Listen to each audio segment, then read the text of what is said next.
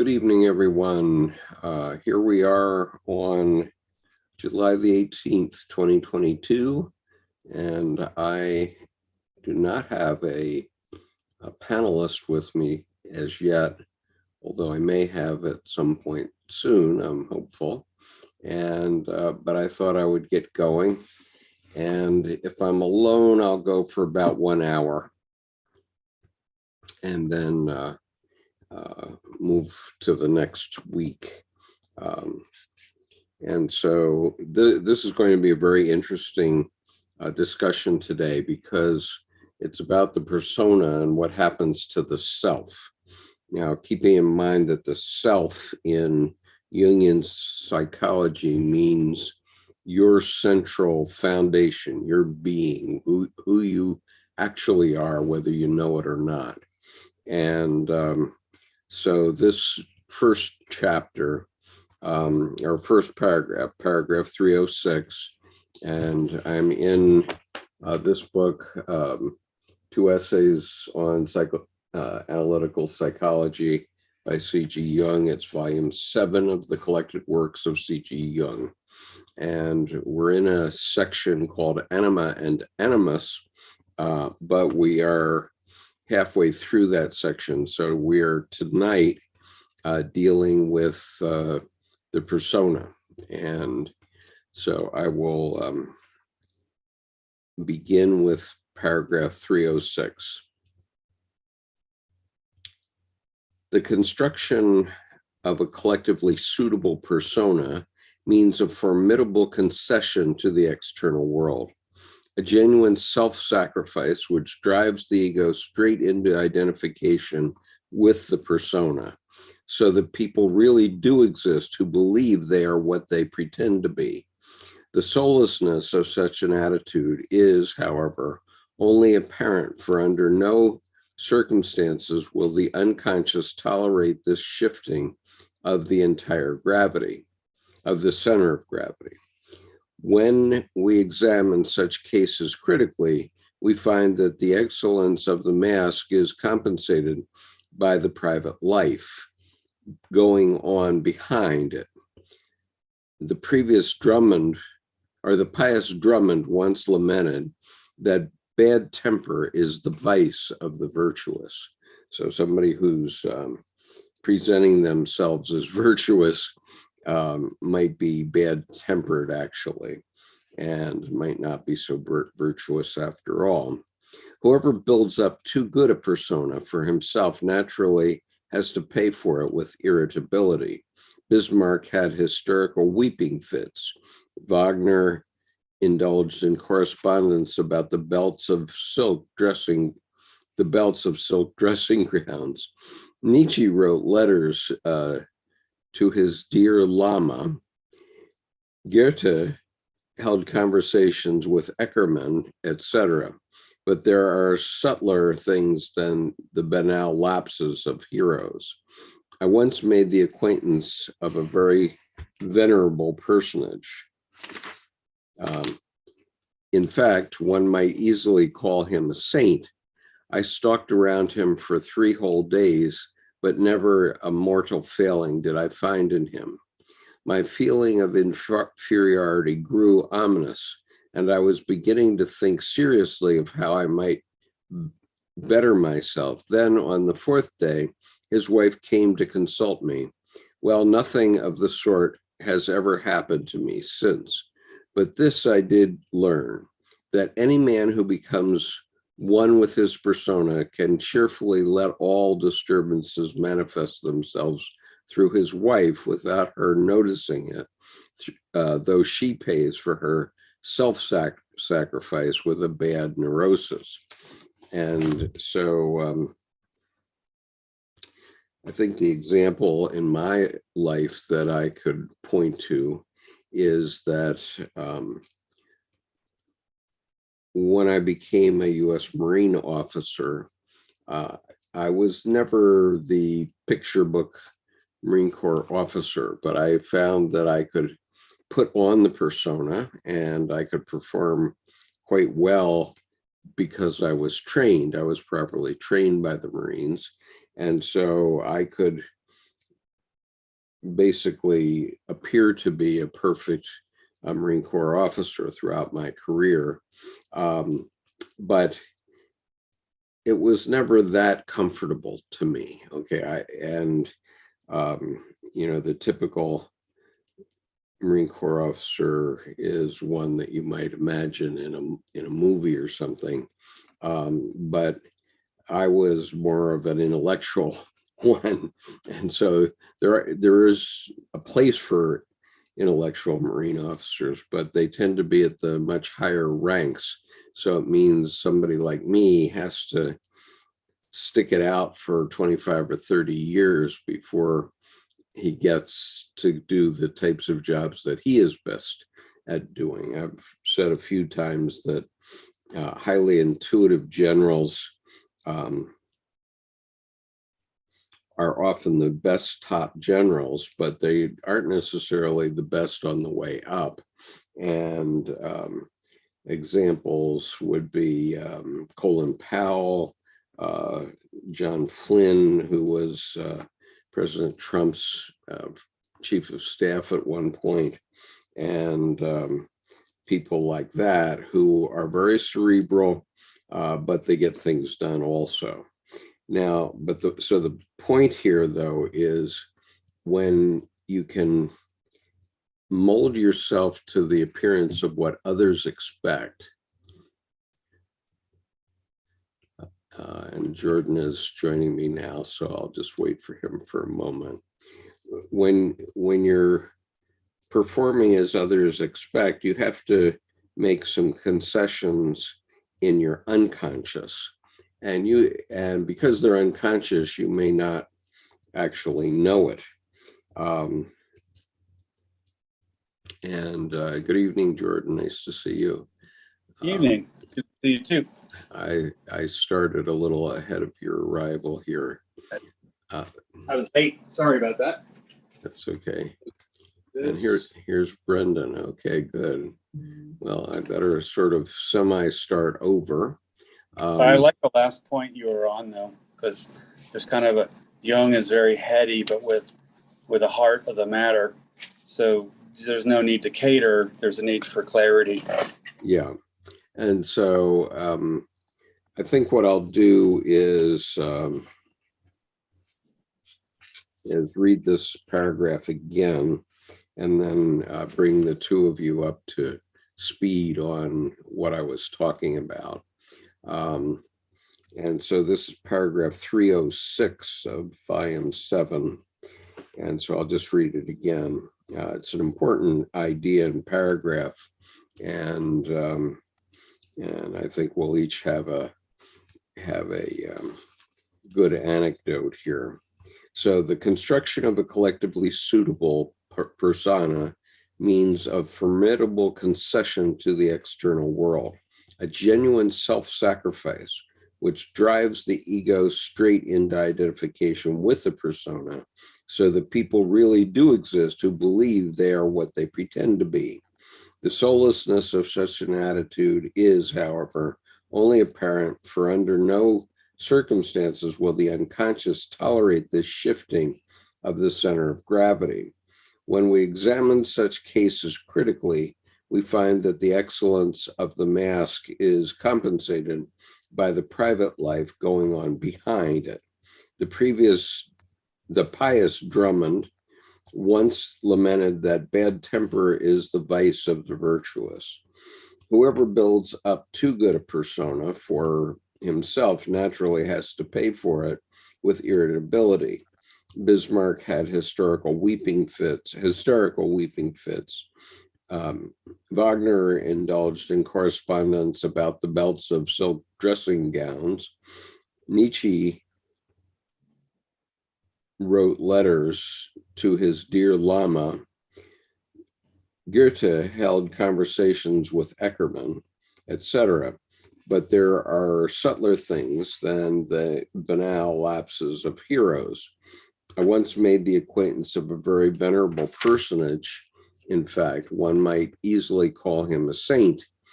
I stalked around him for 3 whole days, but never a mortal failing did I find in him. My feeling of inferiority grew ominous, and I was beginning to think seriously of how I might better myself. Then on the fourth day, his wife came to consult me. Well, nothing of the sort has ever happened to me since, but this I did learn, that any man who becomes one with his persona can cheerfully let all disturbances manifest themselves through his wife without her noticing it, though she pays for her self-sacrifice with a bad neurosis.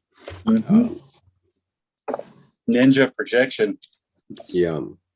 And so I was earlier talking about my own experience of, good evening, Amelia, nice to see you. I was talking about my own experience of taking on the persona of a Marine Corps officer and how that wasn't in some kind of an intellectual kind of guy. It wasn't my real self, but it was a self that was sufficient to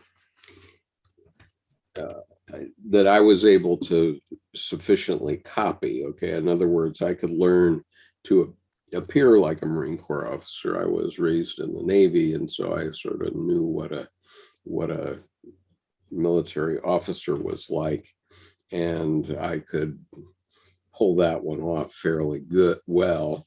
And when I had my training, when I completed my training, I pretty much could fake it, even though it wasn't really the way I wanted to be in life. But for various reasons, I kept going in my career. At the beginning, I was just trying to find a way to survive through the Vietnam War. and afterward, as I was in the reserve for 20 years after the Vietnam War, mostly I just wanted the income. Or later on, as I got about 10 years into it, there was a silver ring at the end of the 20 years, which was lifetime health care for myself and my wife, which is a tremendous benefit. It's worth about $10,000 or $12,000 a year to me personally. And I've gotten all kinds of surgery because of it. And I needed it. So, I love this line of, bad temper is the vice of the virtuous. When people are all happy dappy and everything's good, real, right, true, moral, and everything's integrity, it's like, wow, it's kind of a reverse of thou doth protest too much. It's, wow, you certainly talk about truth and integrity more than, so I don't believe you. Behind closed doors, you're probably a monster, because now you're having to go and let all the, instead of letting the weather wash through in its intensity.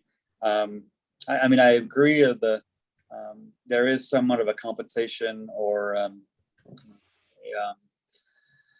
negotiation or a, what's the word I'm looking for?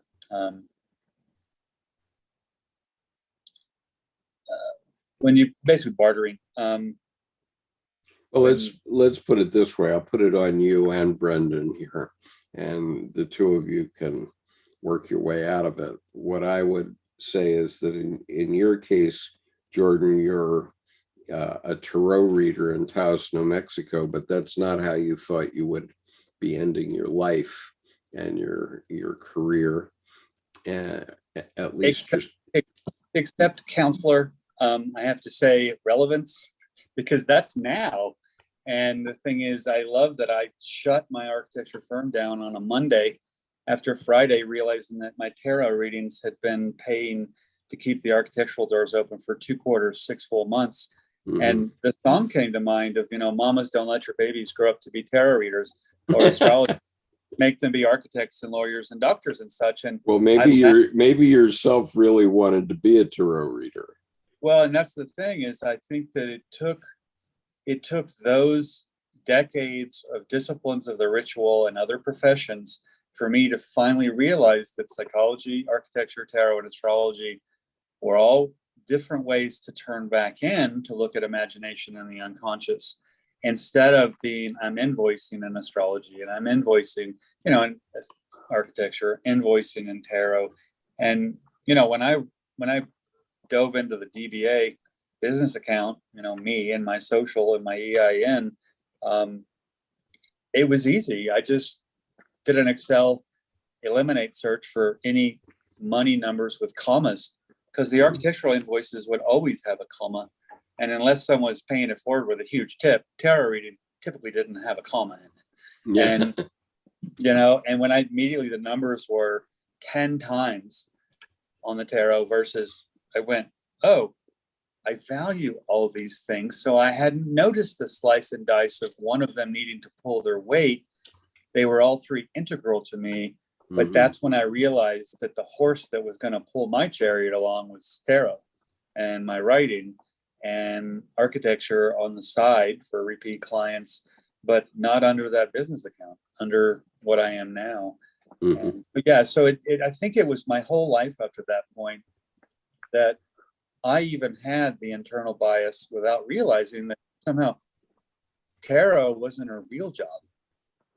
It wasn't an architect. Well, right. But I would say secretly, since I know you fairly well at this point, secretly you too wanted to be an intellectual. Your inner self wants to be an intellectual, and that bleeds through everything you say on this YouTube channel. It's Do you mean his ego? Do you mean his ego? Well, no, I don't. I mean his self. We're trying to make a distinction and talk about the sacrifice that's made for the persona. So go ahead. I would say what's interesting is that's a very apt and also dyslexic observation, because the reality is if I wouldn't have grown up with the parents that I had, I probably would be the savant picture boy at the Carney right now.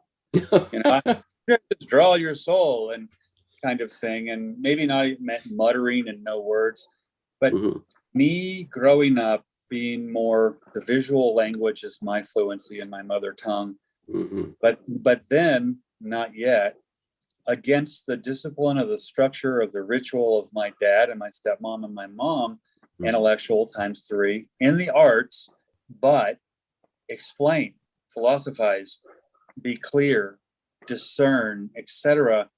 I think if I wouldn't have had that contrasting model, one of my favorite words, the contrapuntal comparison of that, I think that actually was part and party one of the biggest pieces to develop my visual fluency, my visual acumen.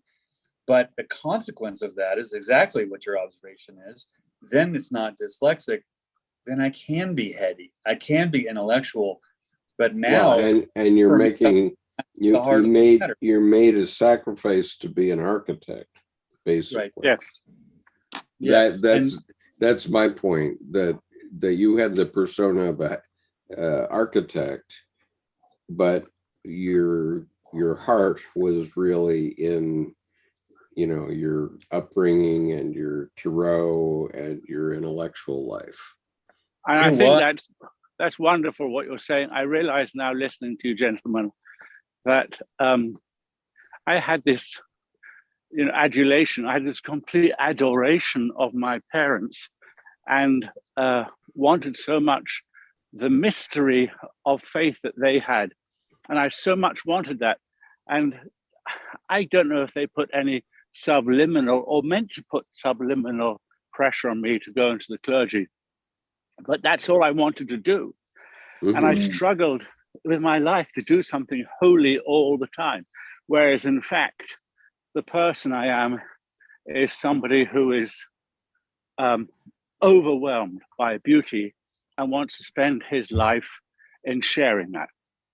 Right.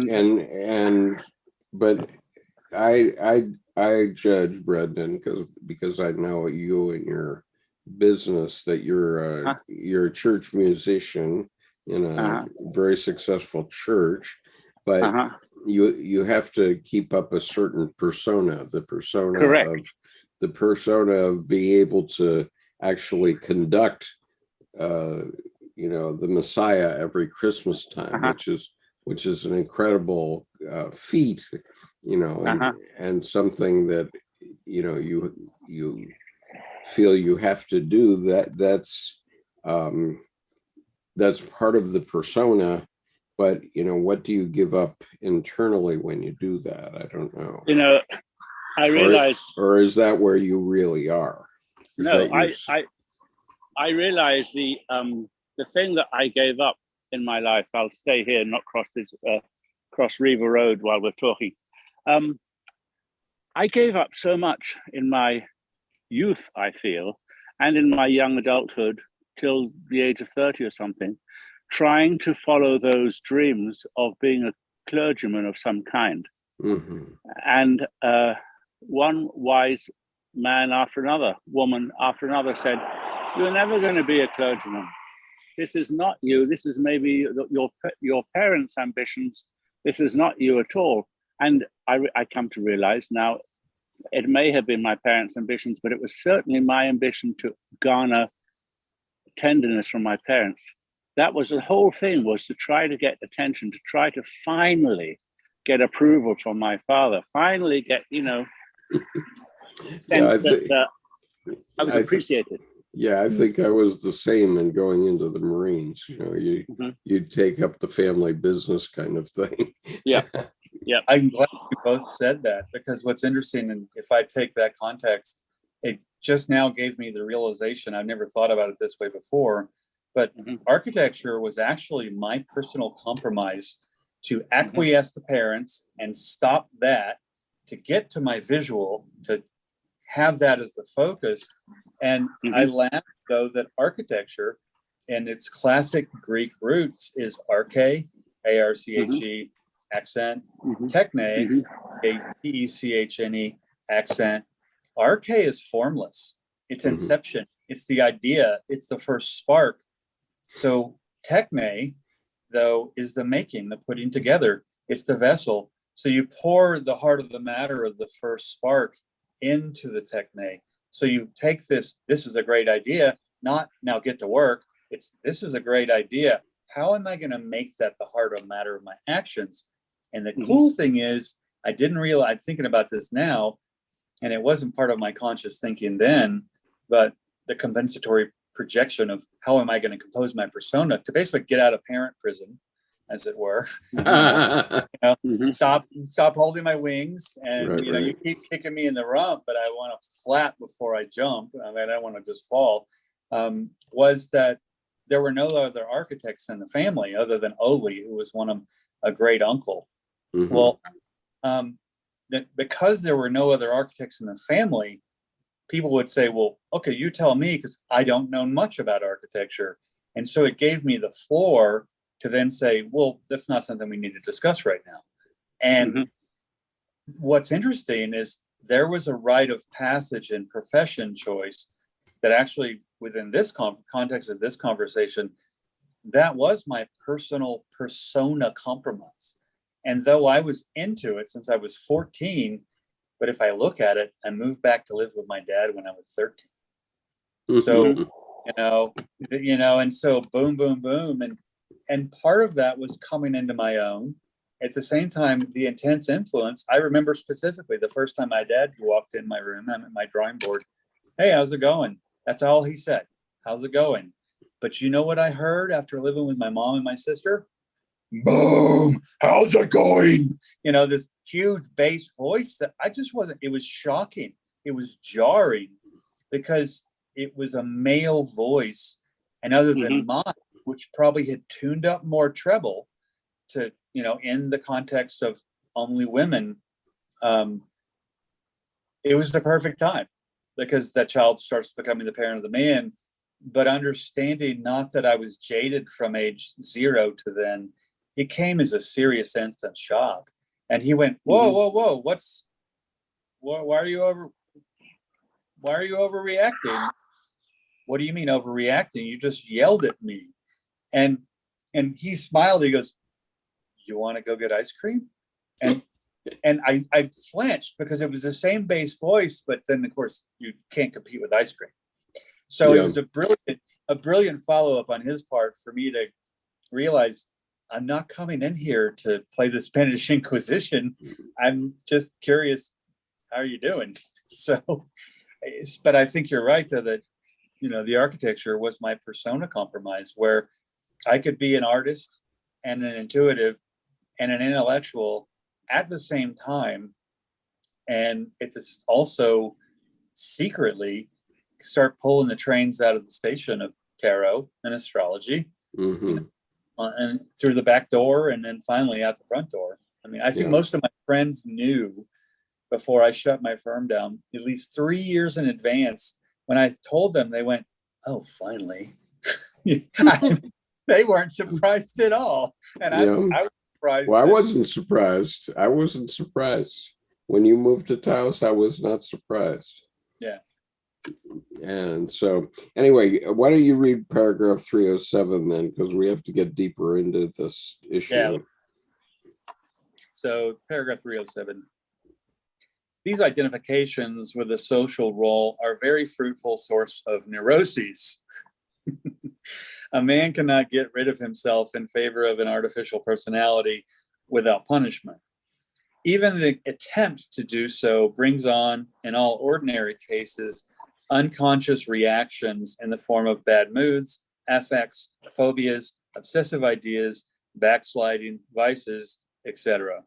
The social, in quotes, strong man, close quotes, is in his private life often a mere child where his own states of feeling are concerned. His discipline in public, parenthetically, which he demands quite particularly of others, close parentheses, goes miserably to pieces in private. His, in quotes, happiness in his work, close quotes, assumes a woeful countenance at home. His, quote, spotless public morality looks strange indeed behind the mask. We will not mention deeds, but only fantasies, and the wives of such men would have a pretty tale to tell. As to his selfless altruism, his children have decided views about that. I'm sure. I'm sure. Brendan, do you want to comment on this? No, I am interested because as soon as you're talking about it, I can see so many people. I understand so many people, including myself. I used to, one of my self-hatred little hang-ups as a kid was how I learned the discipline of in public behaving yourself, as my mother used to call her phone voice. Well, I put on my telephone voice from the moment I stepped out of the house in the morning till the moment I got back in. And as soon as that door was shut, I was just an your typical objectionable teenager. But on the outside, I was just so sycophantic, just so charming, just so, oh God. But there you go. No, and I hear that too. And it was, we don't act like that in public. And I'm like, but then when you get home, well, and we're tired of that in private. So it has to squeeze out somewhere. And like you said, that's true. And I need always to be cautious and gentler to myself, because I'm always thinking, why can't I be perfect? Well, of course, there's a good reason why you're not perfect, because you're human, for God's sake. And so there you go. The one thing I got to know about my dad after he passed February of 2021, and I think in the last year I've gotten to know him more. Oh, we lost Brendan. Was the realization that when I was growing up, I was bearing witness to the experience of my parents also continuing to grow up. And that just softened everything to a compassion and an empathy that was also more stronger-witted and more incisive and clear, and not so worried about how it would come across. It was, no, what's the heart of the matter?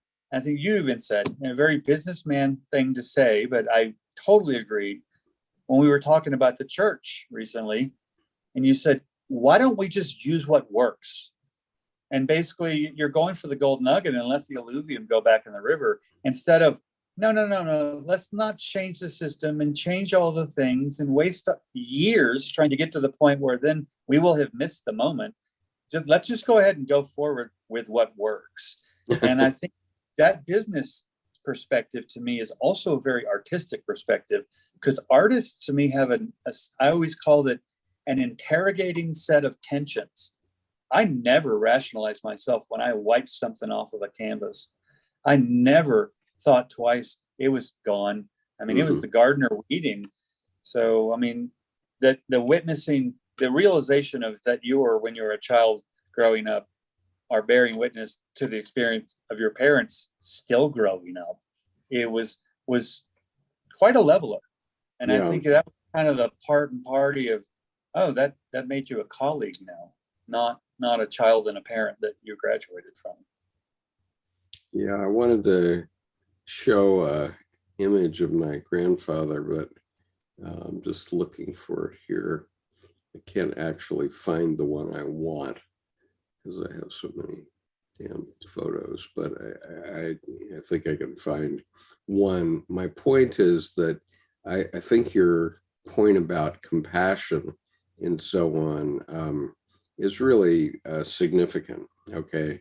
Because I was truly pissed off with both of my grandfathers when I was, for most of my adulthood, and from about the time I was in the 7th grade, mainly with my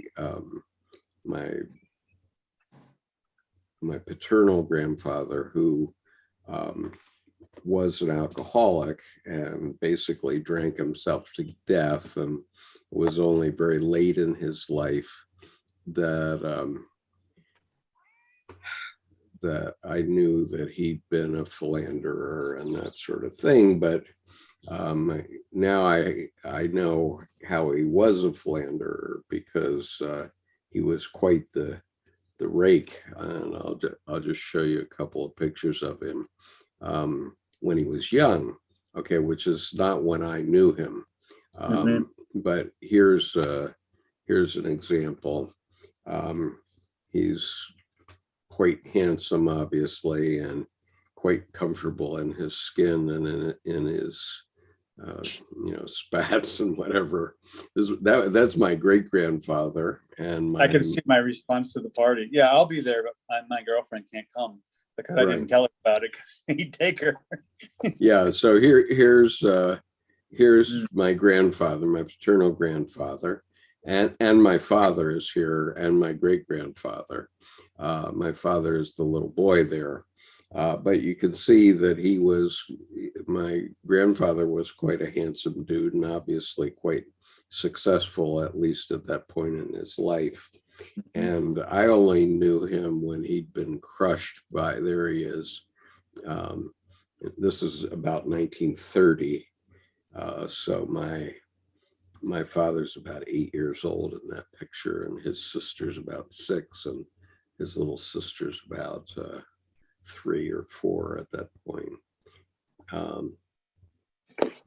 But anyway, that's that bunch, and this is our family farm here. But anyway, you get the idea from this picture, and how he's always looking spiffed up and so on. But that was not the man I knew.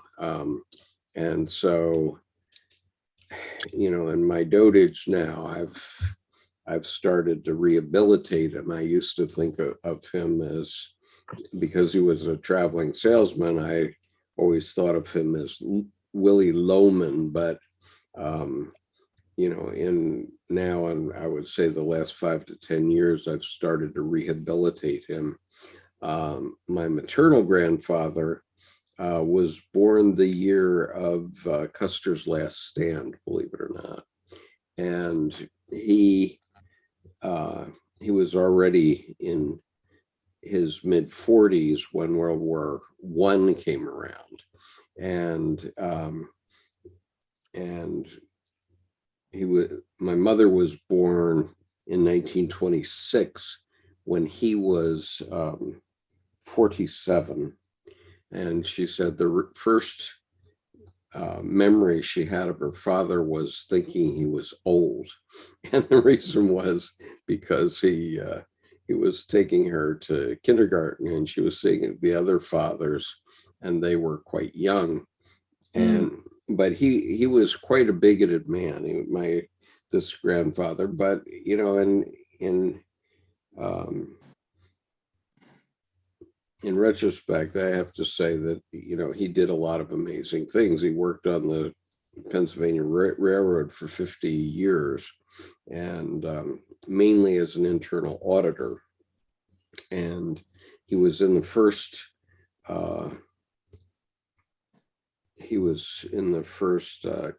graduating class of oh geez, it escapes me for the moment. The University of Pennsylvania Business School. What's that? Yeah. Oh, the one that Donald Trump claims he graduated from, but didn't. Right. He went there and skipped class and left. It's right. Stump the stars here.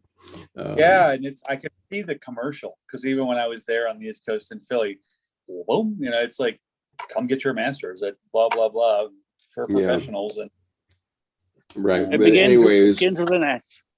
Yeah. Sav. Oh wait a minute! I have to get this. I have Sav. Okay. It's not It's Sav. S LaSalle. something. No. LaSalle. No. SALL. LaSalle, right? No. Wait a minute. Wharton. Yes, Wharton School. Yeah.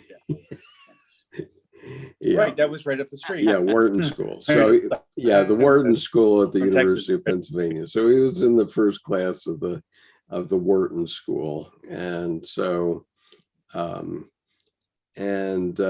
you know, he really had some tragedies in his life where in 1918 his fiance, he had taken an interest in women much later than most people do, because in 1918 he would have been nearly 40.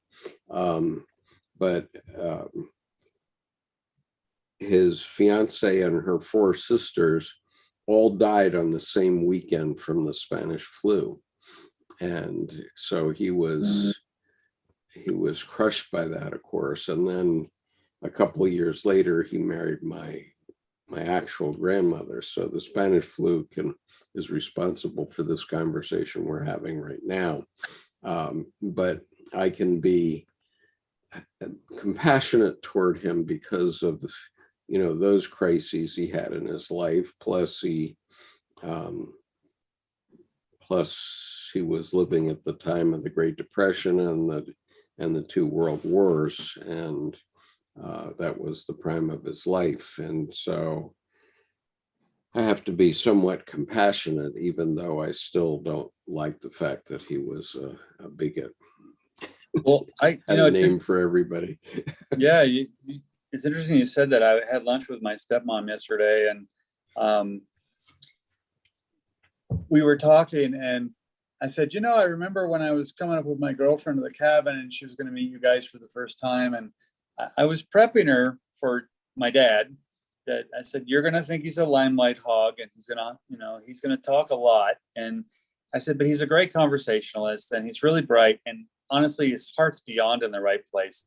The core is just kind. And so just don't take what you think this, you know, he's coming at you with too many words.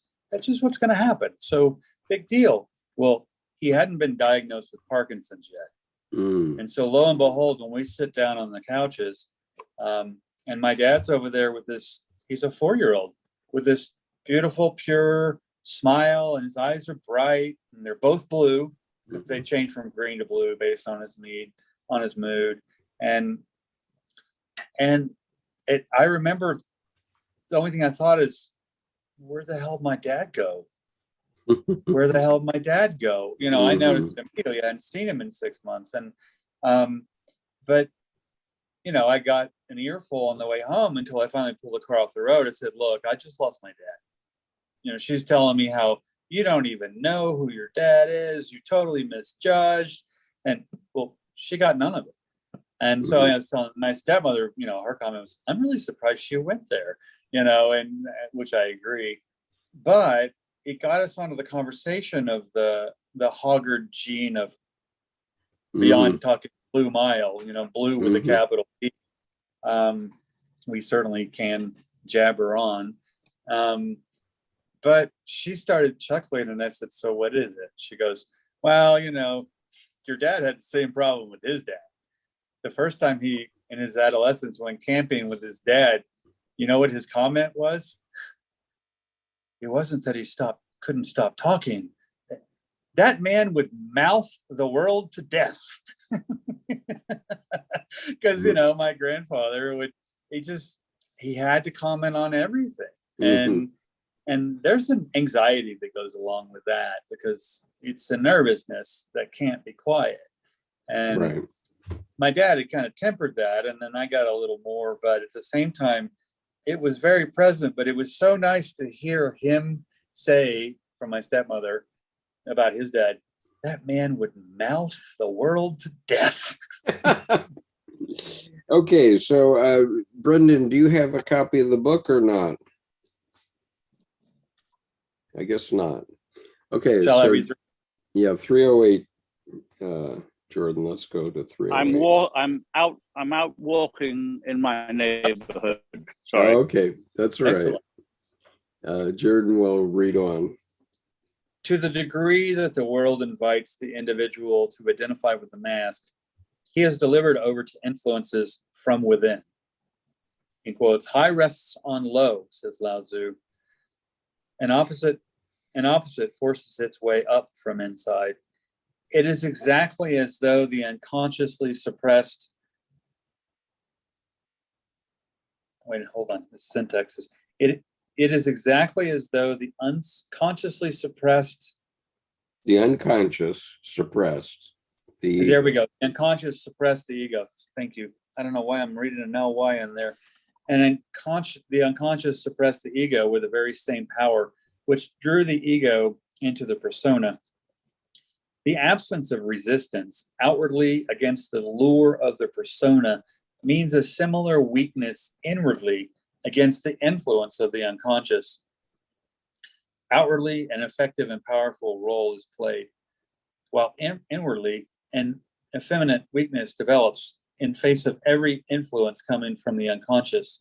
Moods, vagaries, timidity, even a limp sexuality, in parentheses, culminating in impotence, close parentheses, gradually gain the upper hand. And I would like to comment that every time I see the word effeminate, I don't see women acting that way. So it's really just an odd way for the masculine persona to not be masculine. Yeah, I agree with that. And, I have known a number of very senior Marines, including 2 commandants of the Marine Corps. And one of them was Al Gray. And Al Gray was a cigar chomping general, Marine Corps general. And I remember when I was just on my way to Vietnam, he was leading Operation Dewey Canyon. And, he puts a cigar in his mouth and he marches off ahead of this regiment that he was leading for that battle, or, that operation, at least for the first half mile or whatever it was that he was leading them. There was a good photograph of it, though, in the newspaper. And so, but later, I met him several times and knew him when he was commandant, and he was just a regular Joe. And I remember one time a long while back now, this goes back to about 1989 or 90. Oh, yeah, it's between the 87 and 89, so quite a long time ago now. So I think he's dead, and I can tell a story out of school. But um, in between 87 and 89, I was working at the University of Maryland Graduate School of the Global Campus. And it so happened that they had put a part of that graduate school in a hotel. Okay, it was actually a hotel on the campus in College Park. And so my office had been a hotel room, and so I had my own bathroom and that sort of thing in my office. But right next to my office were actual hotel rooms. And one day I walk out the door of the main part of the offices for the graduate school and into where my office was. And here's Al Gray going into this, and he was commandant, I think, at that time, but he was in civilian clothes, and he was going into this hotel room at University College, or what's now the Global Campus. I go, oh my God, I wonder what's going on here. And I just gave him a grin and said, good afternoon, General, or something. Right. Poor man never could do anything in secret. Right. He could never feed his shadow. Well, that's interesting to me, because that actually goes with that previous paragraph about the, too much attention to the persona on the outside causes strife on the inside. And it right. will, So he had this magnificent home in downtown DC at 8th and I, which is part of the parade deck at headquarters, right. At headquarters Marine Corps. It's the headquarters company of the Marines. And here, so he has to, be the 4-star general there and everything. And then he goes out 5 miles away to College Park, and he's having an assignation. But in civilian clothes, right? So it just happened that he walks into a reserve officer who happens to know him. And, right next, right. Right. And the other one was PX Kelly, who, when I was in Vietnam, he was one of the 3 commanding generals that were present in Vietnam when I was there. And I was a first lieutenant at that time. But later on, when he became commandant, I was by then a lieutenant colonel, and I got to know him, and he was quite a gentle man. But nobody would ever mess with him, right? Well, yeah, and I love that story too, from the context of when you meet a luminary in person and quote, lay close, just casual, normal clothes. Yeah. And you just have a conversation, especially if you enter the conversation at first not knowing who they were. Mm-hmm. And then you come to realize it reminds me of actually Paul Sorvino, the actor, Mir Sorvino's dad, who was the new Perry Mason. And this is back in the early 90s, right after college, when I'm taking a break from architecture. I'm painting. Mm-hmm. And I started working in an art supply store for the 40% discount on canvas and such. And I'm working at the fountain pen counter, and he walks up, and I immediately know who he is. We start talking. And after a while, he said, I could tell by your eyes, you know who I am. I said, Paul, Mr. Sorvino, I don't know how you want to be addressed further after this. I sure do. But do you want the lamy or do you want this? And he said, but you're not all starstruck. And like, I've had too many hammers to the head to be struck by anything else ever again. So, and he laughed and he said, is that true? And I said, oh no, I'm sure I can get blindsided by the best of them. He said, so you don't want my autograph? And I said, oh God, no, Paul. I don't want your autograph unless it's on a big fat check personally to me. Well, I had an experience in Japan once when my middle daughter, who's now 45, was 5, when 40 years ago this was, when King Hussein was the king of Jordan, and he was visiting Japan, and I knew that he was visiting this Okura Hotel, which is one of the leading hotels in downtown Tokyo. And it happens to be right next to the American Embassy, among other things. And so they had a camera shop there, and I wanted to get a camera, or I wanted to get a lens or something like that. So I decided to go down to this camera shop, and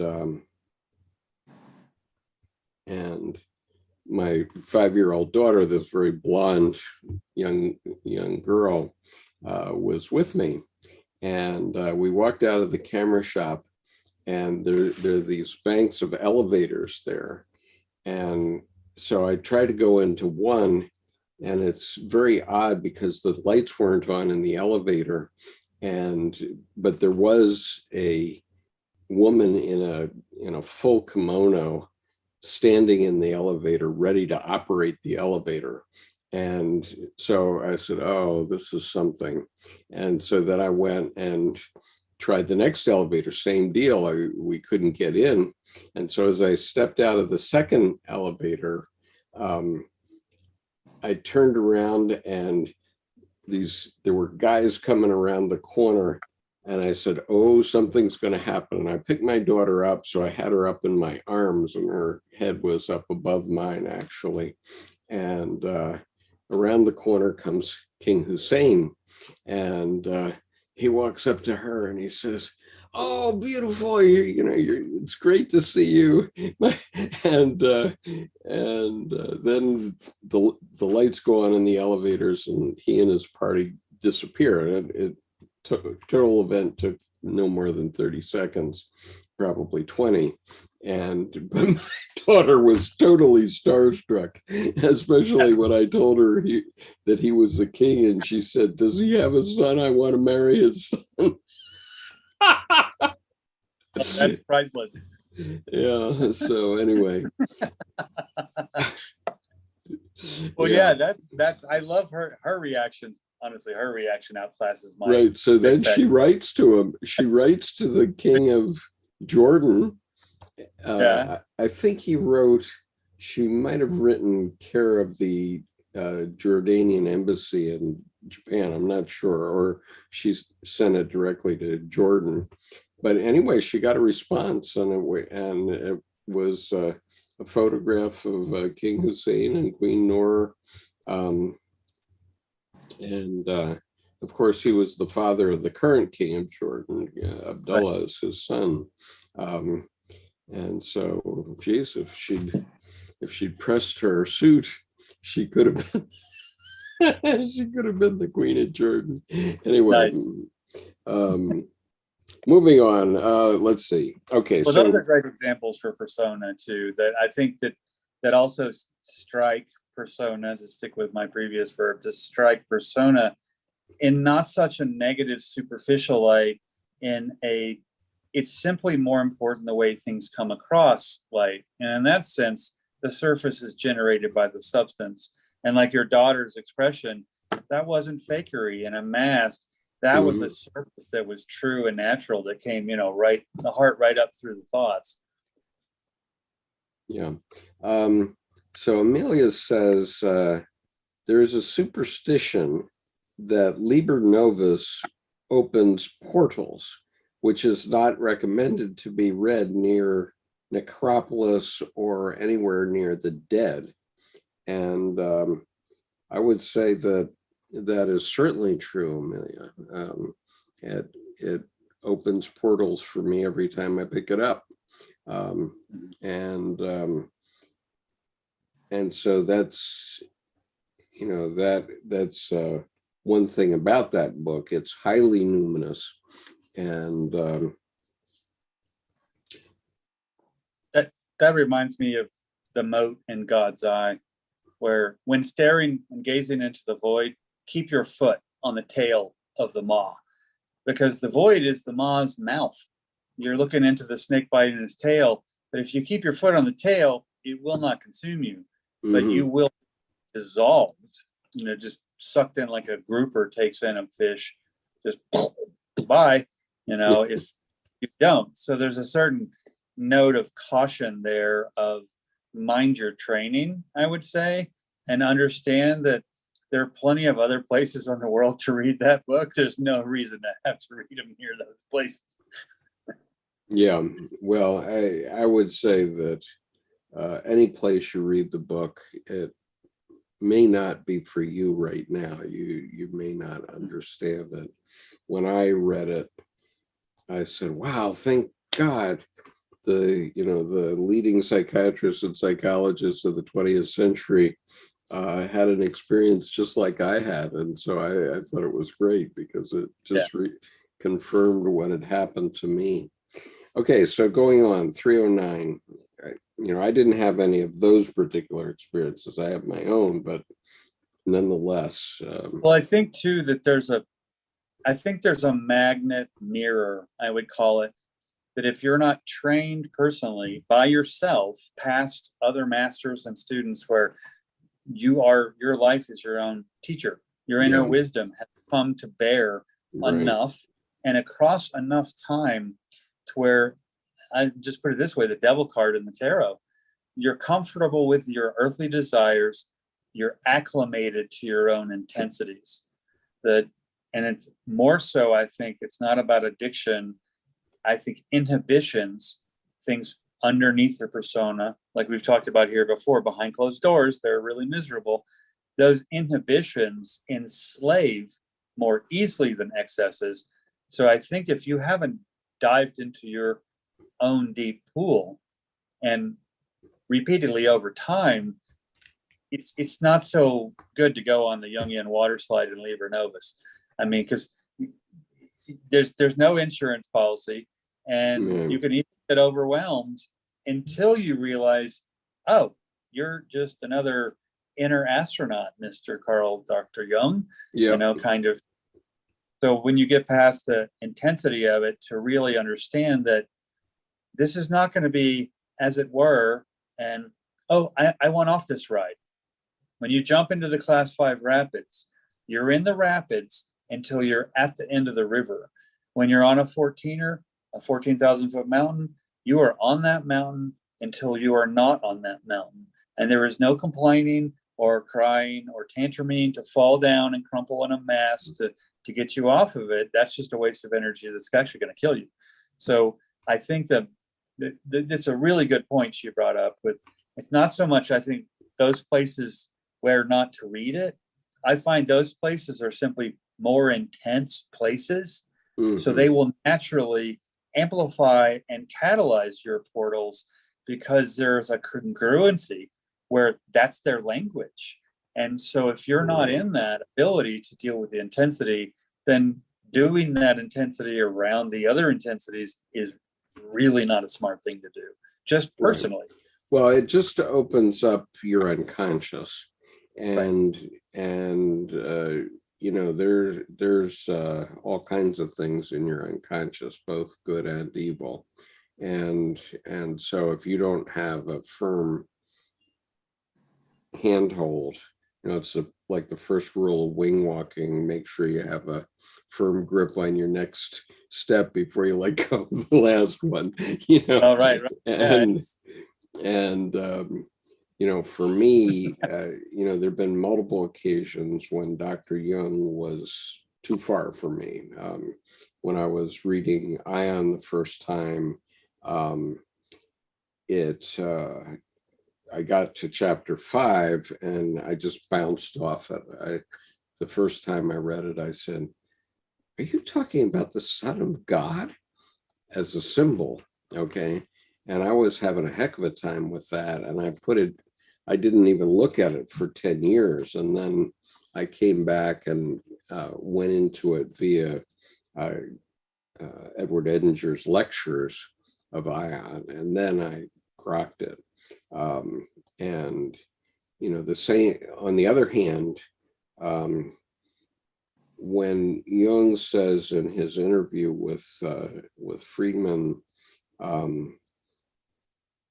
have no need to believe I know, I said to myself, I know too. So then what is it that I know?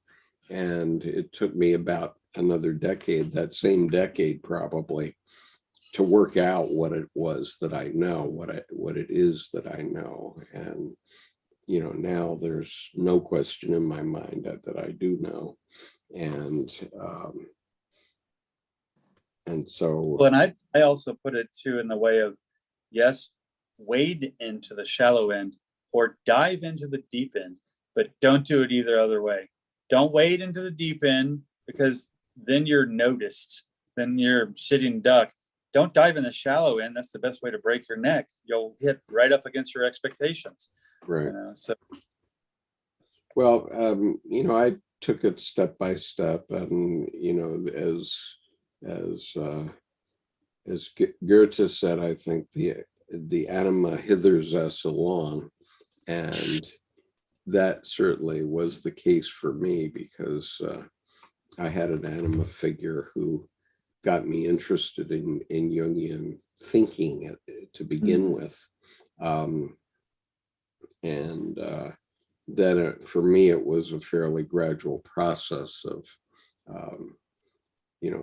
3 years after she was talking to me about the Myers-Briggs, and then, oh, by the way, in that same 3-year period, I was going to these senior schools in the U.S. military, and they were all teaching the Myers-Briggs, and so that made me understand that it was an important thing, and that all of our senior level military officers are trained in it. So, Amelia, welcome to you. Nice to see you. There. Hello. Yes, it's time for bed. So my grandmother was a gypsy, and there's a superstition that the tarot card is not to be purchased on one's own. It has to be a gift from someone else. Someone else has to give you the tarot card as like a gift, and I'm not sure what that means. Maybe it's some sort of bond, or like an acceptance into like a collective conscience. I think, I'm not really sure. I never really asked, but when I was reading Man and His Symbols, I feel that maybe I'm still not done with the book, but I feel like maybe what Jung is trying to get at with the spiritual realm, aside from Christianity and many of the other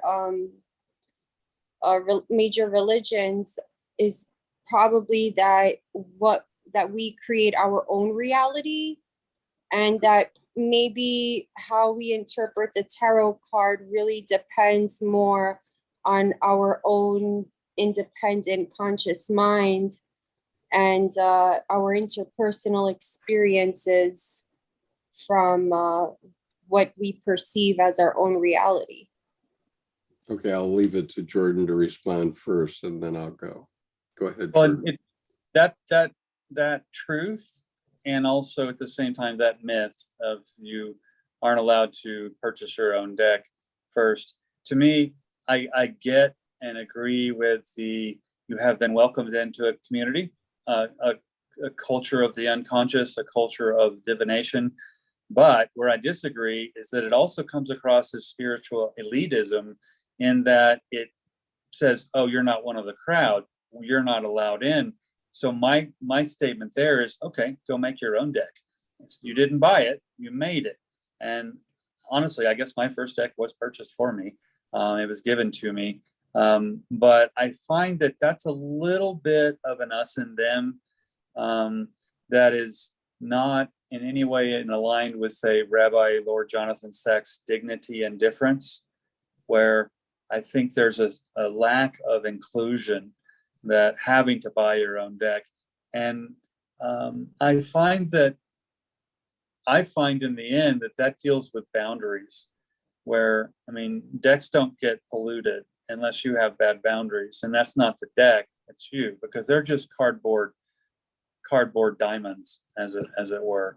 And so I'm glad you brought that up, because that's, to me, one places where, with the old wives' tales kinds of pieces with tarot, you're not allowed to buy your own deck, I will never go directly against it, because I feel that's disrespectful for the people who truly feel that. But personally, I feel that, for example, if someone's not going to then gift you a deck, make your own, because the first person who made a tarot deck didn't have a tarot deck.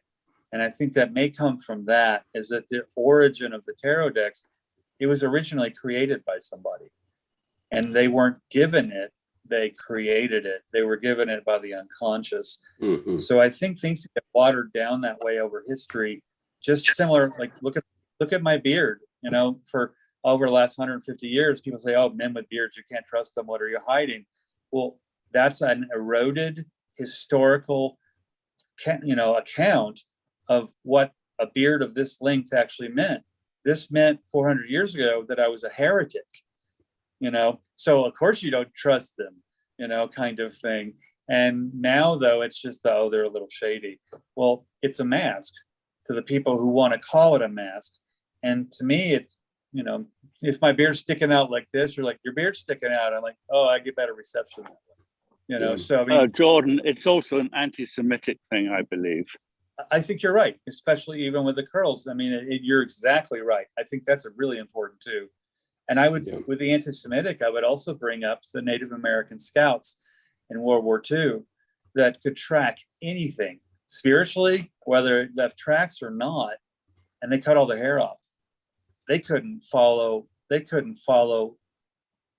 turtle, and it's the kind of thing where they had been trained with their antenna. And so there was a different cultural piece. So I'm glad Brendan brought up the anti-Semitic piece, where this was an offhand way to make society think in general, this is bad, without me telling one particular person that I'm a hateful son of a bitch who's trying to take you down. I'll let society do that by just spreading the rumors. So I think back to the you can't buy your tarot deck. I respect people who like that, because I really find it a privilege for people who've been gifted one to begin. That's quite an honor. And at the same time, if you get intensely interested in tarot, just like anything else, self-start, create your own job, so to speak. So I'm glad you brought that up, because that one to me is real. And I just looked down.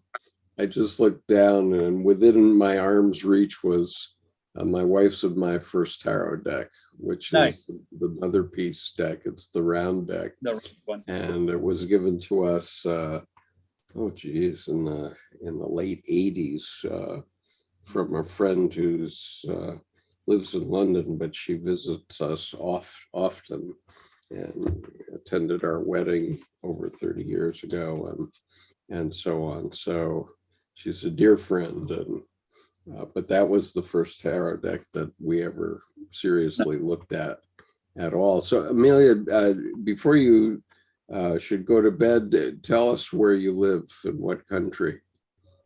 I live in Queens, New York. Queens, okay. Yeah, right over by where on Steinway Street, it used to be a big railroad, and they still have the Steinway Piano Factory out there. Yeah. But I wanted to say back to what Mr. Haggard had mentioned about boundaries. It is important to have boundaries, because the tarot deck is meant to sort of have like that connection. Oh, we lost her. Yep.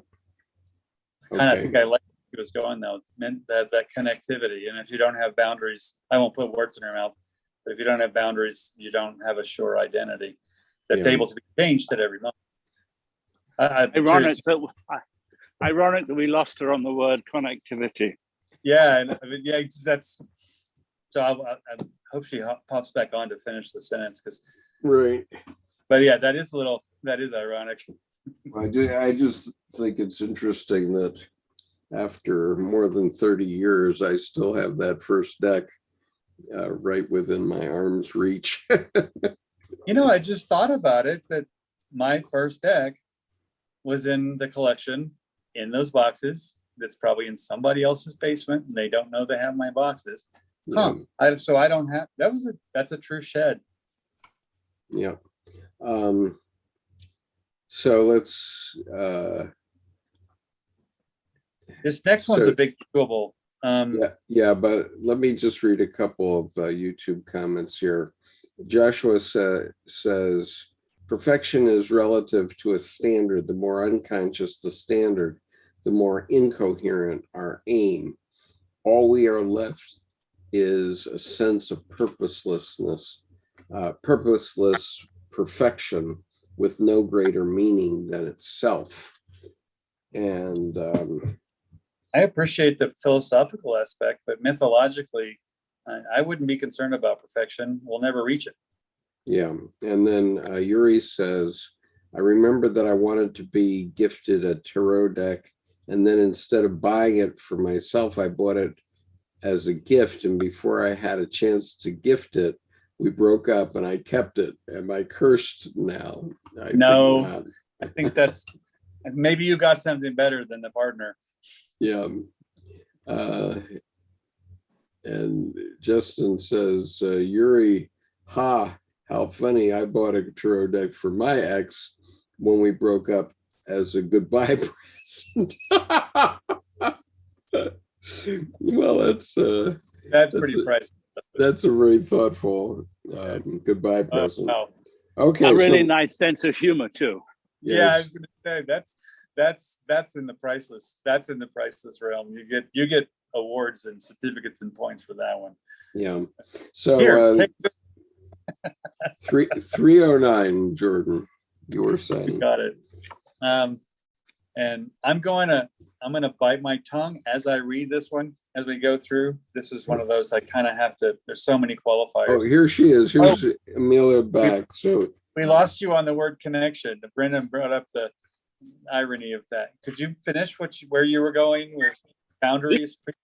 It's so funny. Yeah. So you're right. There has to be a set of boundaries because when you're using the tarot card, it's sort of like communicating with like the energy around you, the spiritual realm, and so you do have to have boundaries, which I believe when someone visits a psychic, the psychic has to have a ritual in which he prepares to get to work. And when I was reading the psychiatric studies, which is volume 1 of Carl's work. Mm-hmm. So I feel like maybe it could be possible. I'm not saying that, sometimes people really do have a psychiatric diagnosis that needs to have like some sort of like self-directed treatment. But it could also be that if you don't establish a ritual with those boundaries when you're stepping into like the spiritual connection of beginning to use the tarot cards and then disconnecting, just sort of like, I guess, when people play the Ouija board and they say hello and then they have to say goodbye. Otherwise, the spirit still thinks that it's still hello, and then they just keep going. Yeah. Well, and it's interesting you do that because to me, the ritual, if you ask me offhand, I would probably say I didn't have a ritual when I started reading, but that's not true, actually. The ritual is I start shuffling and I simply say, I'm going to keep shuffling until you are ready, until this deck is yours, until this table is yours. Just settle in and forget about everything else around you. And so what's happening is it's not so much that I'm going to put a wall against projection. What it is I'm getting them out of their expectations of all the chatterbox and the interference patterns and even some of the blisses that they've been through that day to just simply be them and only them here. And it gives them a place, not of so much safety, but of clarity, of emptiness in the table, that they don't have to worry about what they say or what they do, and it's theirs. And so in a sense, instead of, I think a lot of times when people say creating a boundary or having a boundary, it's my personal boundary, protect myself. I made shame walk the plank. I'm not afraid of other people, kind of thing. And with that, I can be gentle enough to understand that it's presumptuous for me to think I can clear them of their energy. That's not just simply the way I work. I know some other people can, but what I do is I just give them the opportunity to hear that light of the shuffle. Oftentimes they just out of nowhere close their eyes, and then they open them, and they don't have to say stop or I go, okay, let's go. But what happens is they've given themselves set 15 to 30 seconds to lose the words and get into the creative drive. And I think that what happens then is it makes a very amplified ease for them to make a connection to either me or the cards. And regardless of neither, they're still safe, because the dignity and difference. So I think when you go into boundaries, you're right, you're opening up things that are ultra powerful, and to respect the fact that, you're knocking on this door. Well, you're not selling Amway. You're not going to have some kid open the door, mom, somebody's at the door. You're opening up doors to archetypes. And that's serious business. Yeah. That's serious business. Well, so I'm glad you brought that point up. Right. Well, a couple of things I'd like to say. One is, I'm sorry you got stuck on volume 1, because all the volumes up to volume 5 are back at a time when Jung still thought he was a psychiatrist and not a psychologist. And so he was couching things in terms of psychiatry, which is, a medical profession. And his work in psychology really began, sort of late in his relationship with Freud, which is when he wrote Psychology of the Unconscious, which in English, it first came out as Psychology of the Unconscious. In German, it was actually Symbols of Transformation. And now, volume 5 is Symbols of Transformation, and much changed. But what I found extremely helpful to me in Jungian psychology is that there is a audible book of Symbols of Transformation, Psychology of the Unconscious, the original book. Before 40 years later, he updated it. And so now the update came out, but the earlier version of it does have an audible reader who's quite good. His name is Bethune, I think, and he did a wonderful job. I read that through Audible about 3 or 4 times, maybe even 5 times. And I really started to get what he was driving at. And at that point, he was really struggling with the fact that he knew he was going to have a big battle with Freud. And he had this strong relationship, like a father-son relationship, at the beginning of it, and from 1907. But then by the time he got up to 1912, and he was getting ready to publish Psychology of the Unconscious, he knew that he was going to have a battle royal. And, that is what caused the break finally between the two of them. And it's good that he did that, because Freud was the psychiatrist of the ivory tower, and Jung was a psychiatrist who cut his teeth, and One Flew Over the Cuckoo's Nest. Yeah. There was no punches pulled in his upbringing as a doctor, so to speak, Yeah. in his quarters. Whereas with Freud, it was all about ideas and intellect and heady. Jung wanted the heart of the matter. He was empathically looking at these people, not Right. judging them, but and so that is the book that a year later triggered the beginning, or not even a year later, maybe just about the time that they broke up, triggered the Red Book. Okay, the Red Book really gets started in October of 1913, which is 6 years after they started together. And that, I mean, at the beginning, it really addled Jung's mind. He was doing this thing and he didn't know whether he was becoming schizophrenic or what. He was trying to actually diagnose himself. And what he was doing was actually having these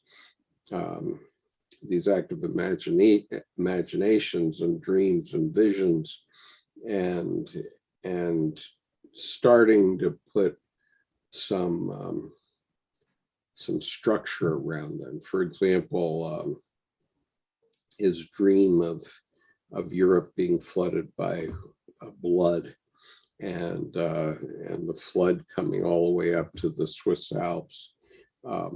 He had that vision on a train ride going up to his mother-in-law's place in 1913, and he thought that he might be having a schizoid attack, and he wasn't sure. And but it's covered in the Red Book at the beginning of the Red Book.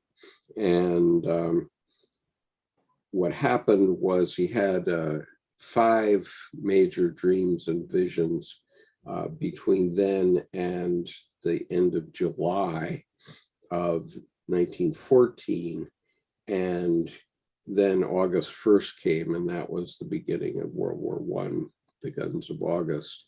And he said he was the happiest man in Europe then, because he knew that he was plugged into the collective unconscious, and this vision was coming out of that. He was able to see that, but he didn't see it until the war actually broke out, and he had to hurry home.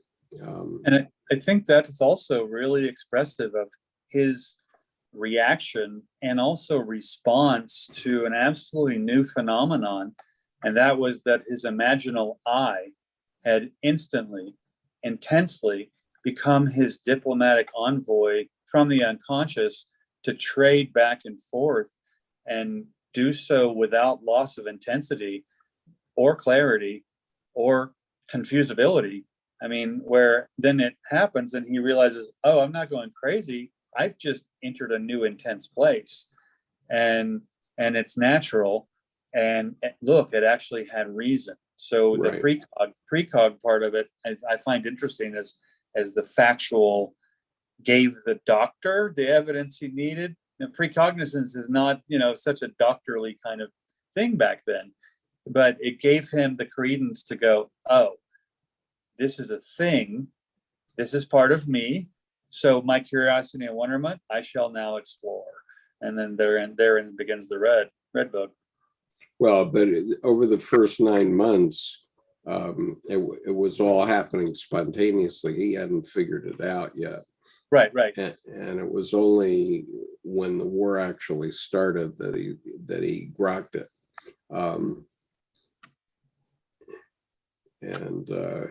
Martin says, listening to Skip makes me think that living the human life is itself an act of active imagination. You can be sure of it. Oh, definitely. Absolutely. And you can't accomplish anything. You can't do anything unless you can imagine yourself doing it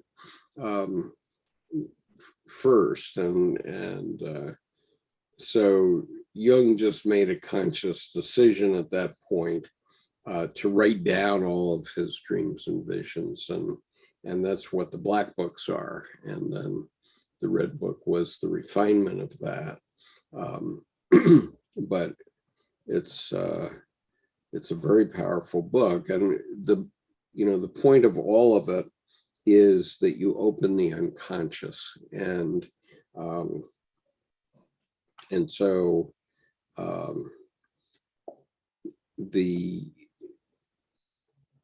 when the unconscious, a portal to the unconscious is open, then you get all kinds of insights and all kinds of things start pouring out. But then also bad stuff, either stuff that may be good, but it's too early in your life, and therefore it's going to screw things up, or it might be really bad stuff, and you have to be able to decide between right and wrong. That's the importance of ego, to have a developed ego, so you can follow the rule of 1 John 4:1, which is consider the spirits, whether they be of God or not.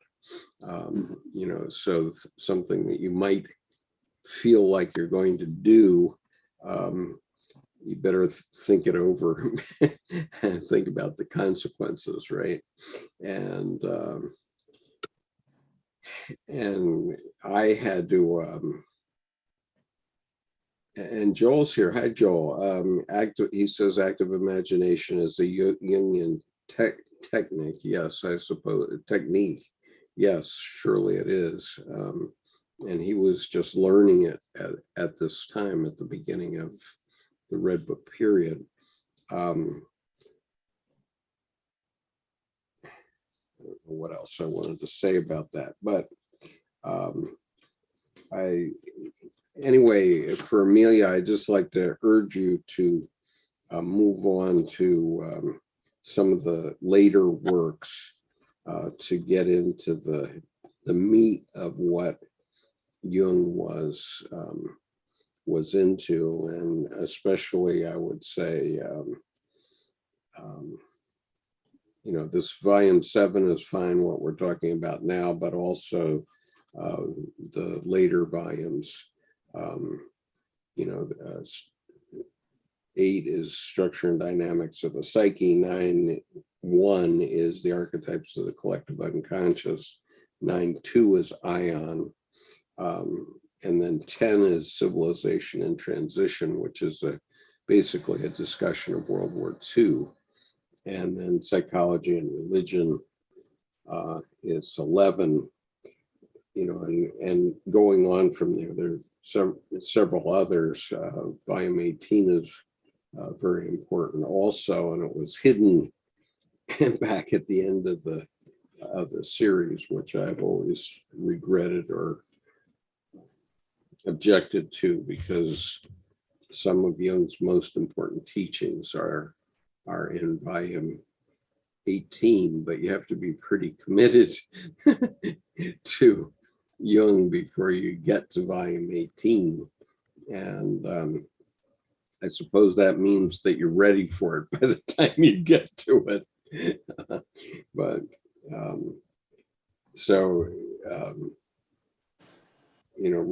rather than sort of work your way through volumes 1 through 4, I would urge you to start with at least with volume 5, because that's when he's having this transition into being the actual psychologist that he was. And you need to read the first chapter of the Red Book, which is sort of explanatory, but in the first chapter, he's already talking about the difference between himself and Freud, and it's very clear. People don't understand why I have reservations about Jordan Peterson, and my reservation about him is that he seems to be a Freudian. He's a very rationally oriented man. But he keeps dropping Jungian terms and suggesting that he's a Jungian. He keeps mentioning Jung's name, and he's basically a quote dropper. but there was nothing about Jung's later work after 1913, after the Red Book began, which related to rationality. It's the opposite of rationality. It's about eros, not logos. And he says so very clearly in the first 2 chapters of the Red Book. Do you have the Red Book, Amelia? No. So what I did was I borrowed it from the Queens Public Library, and it was in the Spanish language section. They don't have a Latin section, so at that particular location. So as soon as I brought it home, I was sitting on my beach chair, and I began reading the book. I was listening to music, and all of a sudden I had this vision while I was like interpreting the Latin, which I don't speak Latin at all. I was just translating based off of like what I already know from the languages that are the root of Latin, that originate from the root of Latin. So I had this weird like vision. I felt like I was witnessing 2 men in like the Renaissance or medieval times, and they were like talking about something, and it was a big palace, and it was springtime, and there were like white tiles just like in my kitchen.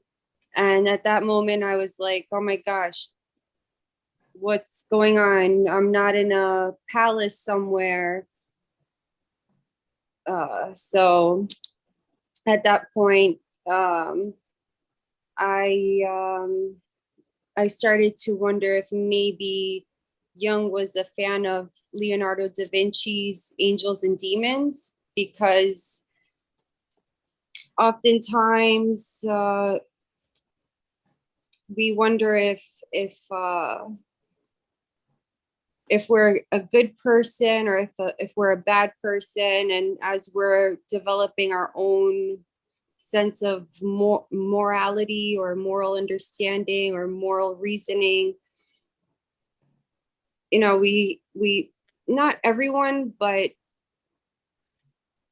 there's always good and evil in everything. Right. So I wonder if Jung mentions that in his 18th volume. Oh, assuredly he does. But he mentions it right on through for the whole 40 years, and that he wrote subsequent to the Red Book. And so he pretty much sets it out in the first chapter of the Red Book. And you can get a reader's edition. You can see how mine is marked up. I have all these colored tabs on mine. But you can get yourself a reader's edition for $25 or a little bit more, maybe $40 right now. It is, but it's well worth it. You don't have to get the big portfolio, the folio edition, because the images that are in the folio edition are available online relatively easily. And just slowly read the first chapter, and you really start to see where he's going, which is not a rational, straightforward way at all. It's well, let's see. Edinger used to describe a Jungian paragraph in a book. In Jungian books, you probably have noticed this as like a fruitcake at Christmas time, where each paragraph has a certain meaning to it, but you have to read the whole paragraph in order to get it. And And so it's like a cheese ball or a fruit cake or something like that. It's not just, plain old gruel going through it, and you have to just fight your way through it.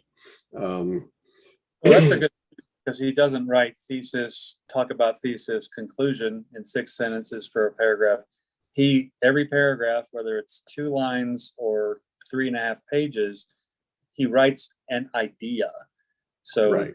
You go through an idea, and that doesn't have once upon a time, tell the story, the end.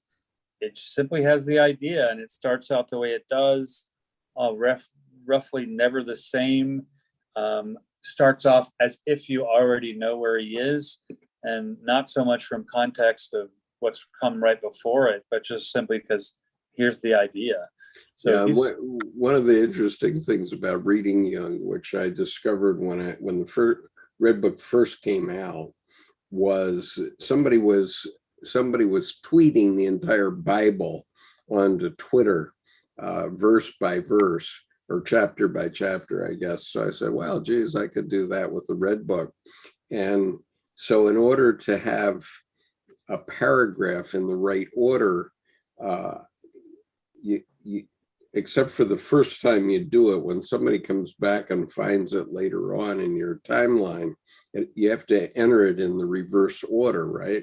So I would pick a paragraph that I wanted to enter into Twitter, and the paragraph would have like 5 sentences, right? So I'd start with the last sentence and go back up to the first sentence of the paragraph.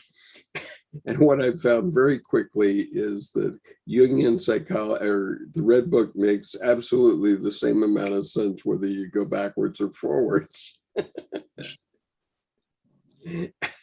And so in terms of opening you up and opening up your unconscious, there's this story about 3 of Jung's famous followers, his disciples, being at a lecture that he gave.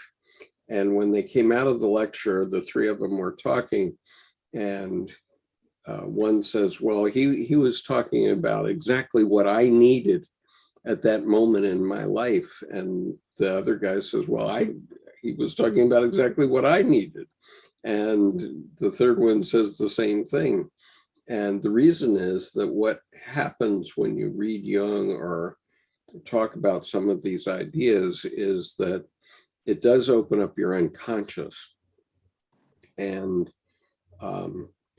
you, once that's opened, you take from it what you need, right? And it's not that Jung planned to touch what Gerhard Adler or one of these other guys was concerned about. He just opened them up, and then their unconscious is filled in the blanks. That's the way it works. And that's actually healing. So anyway. Yeah, definitely. Unlike Adler and the others, he talks about, I don't even think anyone, I'm not sure if maybe Freud spoke about the preconscious, maybe in like the anatomy of the ego. Because I've never heard of a preconscious, like maybe like a what comes to mind, like off guard thinking or something like that. Yeah. What's interesting about that too lately, to go right into that preconscious piece, neuroscientists have realized that most things we say that come to consciousness right behind our liminal horizon, into consciousness between 0.1 seconds and 10 seconds before we actually are conscious clearly that we were having this thought, as if they're, in a sense, loading up the magazine, so to speak, or filling up the vessel with these ideas. And there's part of that, goes along with deja vu, which in French just literally means already seen, is sometimes there's a neurologically a missed synapse where your mind literally skipped a beat, And so, yes, you think you've been there before, but you were there before 1.5 seconds ago. And so you get that bam, bam, repeat, and it's two specific worlds. Your brain picked up on it just as intensely as if it was indelible from the past. And so with that pre-consciousness, I would almost look at that as pre-symbolic sound with infants. The mumbles and the moos and the ums and they're playing with language. And I think the pre-conscious has that beautiful piece of bringing things pure and raw from the unconscious that then get spoken, or that get, actually probably a better word would be felt, because it's like, it could be heady, but it has the heart of the matter. And the heart of the matter without words is often the more important piece.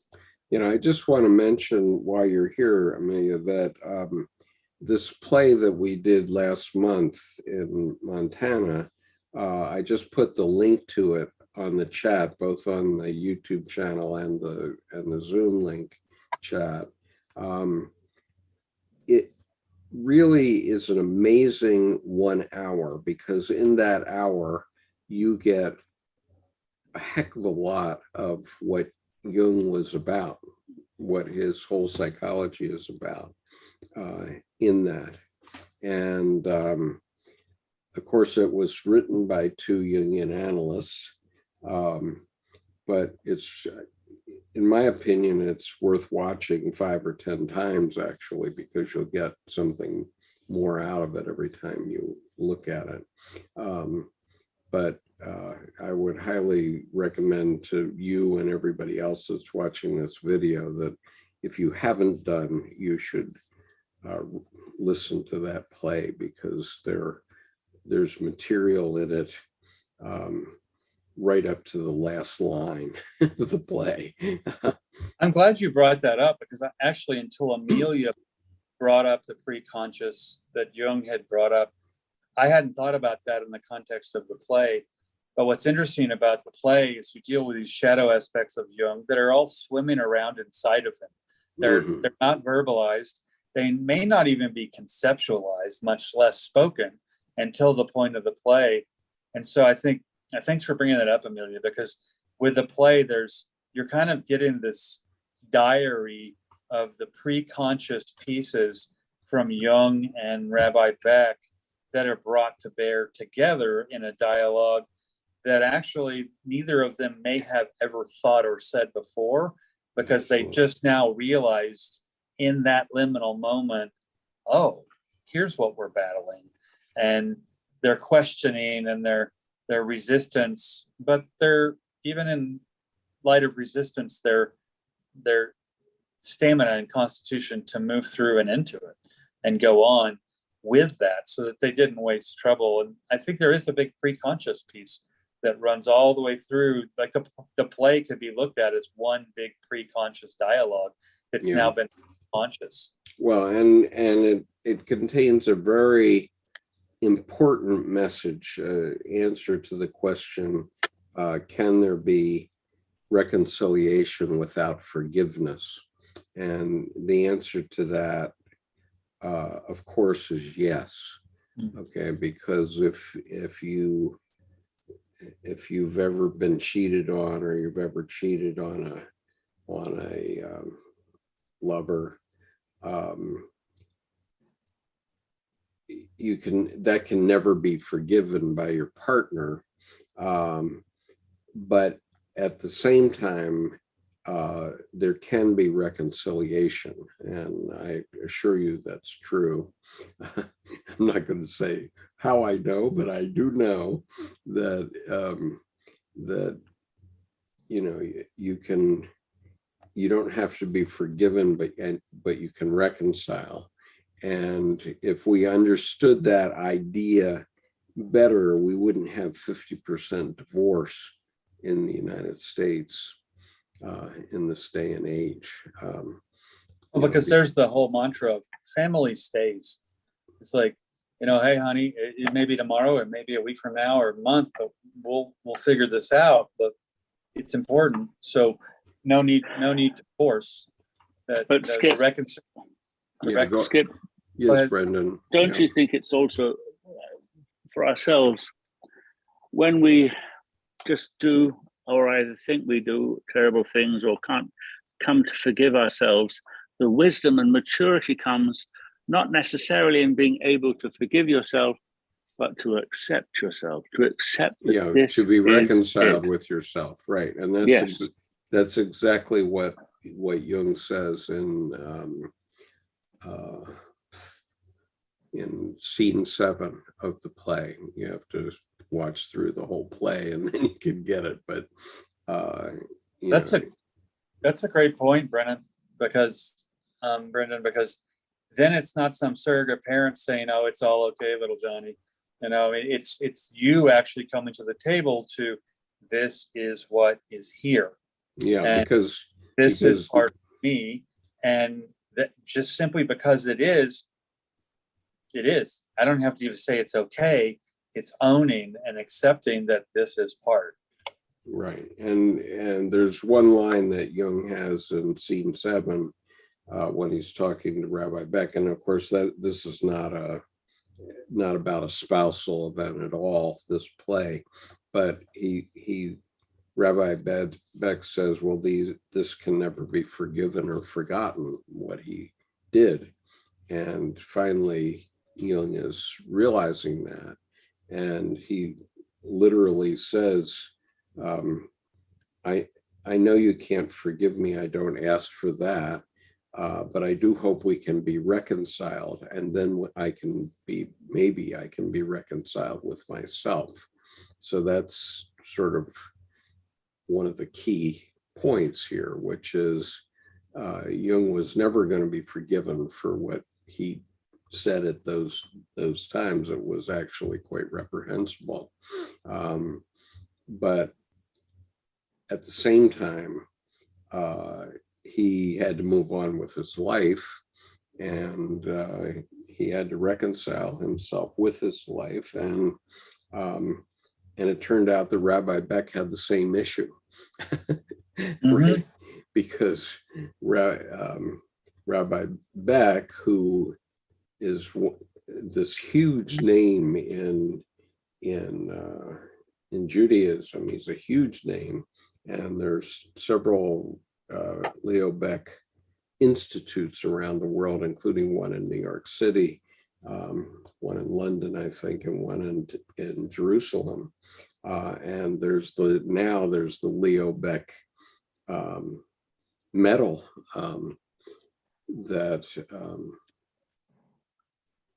that honors people every year.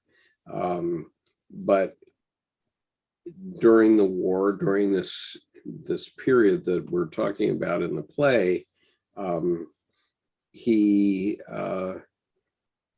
did help the Nazis at one point, and the way he helped them was by saying it would be better if the Jewish orderlies helped people to the transports rather than the Nazis, because he thought, it was his opinion, that they would be kinder and gentler. And Hannah Arendt came back after the war and said, they were worse than the Nazis. Okay, now why would they have been worse? Well, they were worse because they were probably trying to curry favor with the Nazis so they could keep themselves and their families alive, right? And they didn't actually know where they were sending people, but they actually behaved worse than the Gestapo would have treated them. So, well, and there's also that they were inherently more familiar with one another, so they could push harder, like a whip-snapping parent, right? To just herd people, and they didn't realize, as you said, where they were pushing them to. And so in a sense, they just got more vigilant, and like you said, to protect, to show job security, right? And so Rabbi Beck needed some what he did at that time could never be forgotten or forgiven either. And he he realizes that and asks for Jung to be his father confessor, okay, because it's all about a confession between the two of them. I mean, each one finally gets to the point of confessing his faults in this play.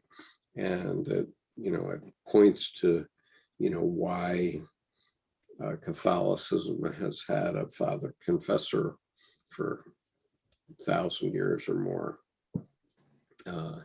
is exactly because of that. That, as my wife says, in the greater scheme of things, there's no right and there's no wrong. There's no good or evil. There's just nature, right? And so, what Jesus said when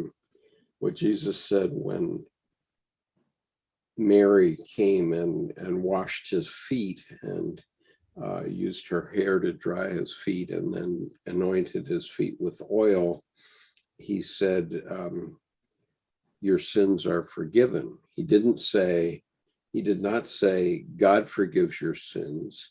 And he did not say, I forgive your sins. He said, your sins are forgiven, which essentially means the same thing as what I was just saying, which is in the greater scheme of things of atoms whirling around in the universe, there is no right or wrong in that. It just is nature. And that's a really important point, Skip, from two big mistranslations that have occurred over the years. One, we had to lose AD. Everyone thought it was after death. It means Anno Domini. It doesn't mean our Lord, like everyone thinks. It translates into just generally the Lord. And then that has a whole different, like you're saying there, it's not, I forgive your sins. God, your sins are forgiven, period. There's that more structurally stable general translation that's more towards the original. And then St. Augustine, using a really horrible Greek translation, which is one of the generators of original sin, translated in that to in whom. And so in whom, then we take it personally.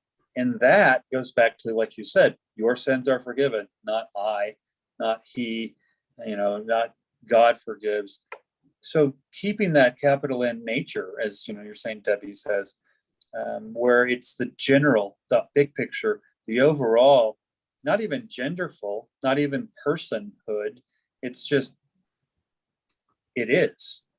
So that, your sins are forgiven was not, Jesus was simply making the statement that they are, not that he was granting something to her. Right. I have a question about that. Go ahead. Yeah. So, I mean, I know that sometimes in like the Catholic belief that, I'm not sure if it was Catholic, that Jesus is like the human form, or I mean, he was the prophet theologically, or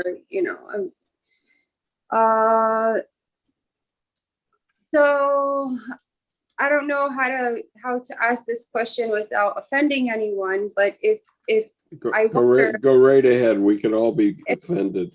If Jesus is closer to God, then wouldn't that make Judas closer to Satan? Well, my wife would say they're both equally human beings. Yeah, because you have to have a left foot and a right foot. There's always got to be a yin and a yang. So Right. Angels, demons, and all that stuff. So I just wonder, and especially, doing such a horrible thing to what, according to the stories, that Judas and Jesus were best friends and he betrayed him. And so I wonder if, if Amelia, that's, yes. Amelia, there would never have been a happy ending if Judas hadn't done what he'd done. If Judas didn't do what he did, then how would have they gotten around to going through the execution and eventual resurrection? You know what I mean? So we needed Judas. If we didn't have Judas, we'd have somebody else. You know what I mean? So Judas is as close to God as you and I. And so was Jesus. Okay. And so, and this is, go ahead. And what's important, Amelia, here's my handy dandy Gideon, or I guess it's Gideon's Bible here. Who is it? Yeah, Gideon. But anyway, it's my pocket Bible that I cherish now because it had a numinous moment with me. But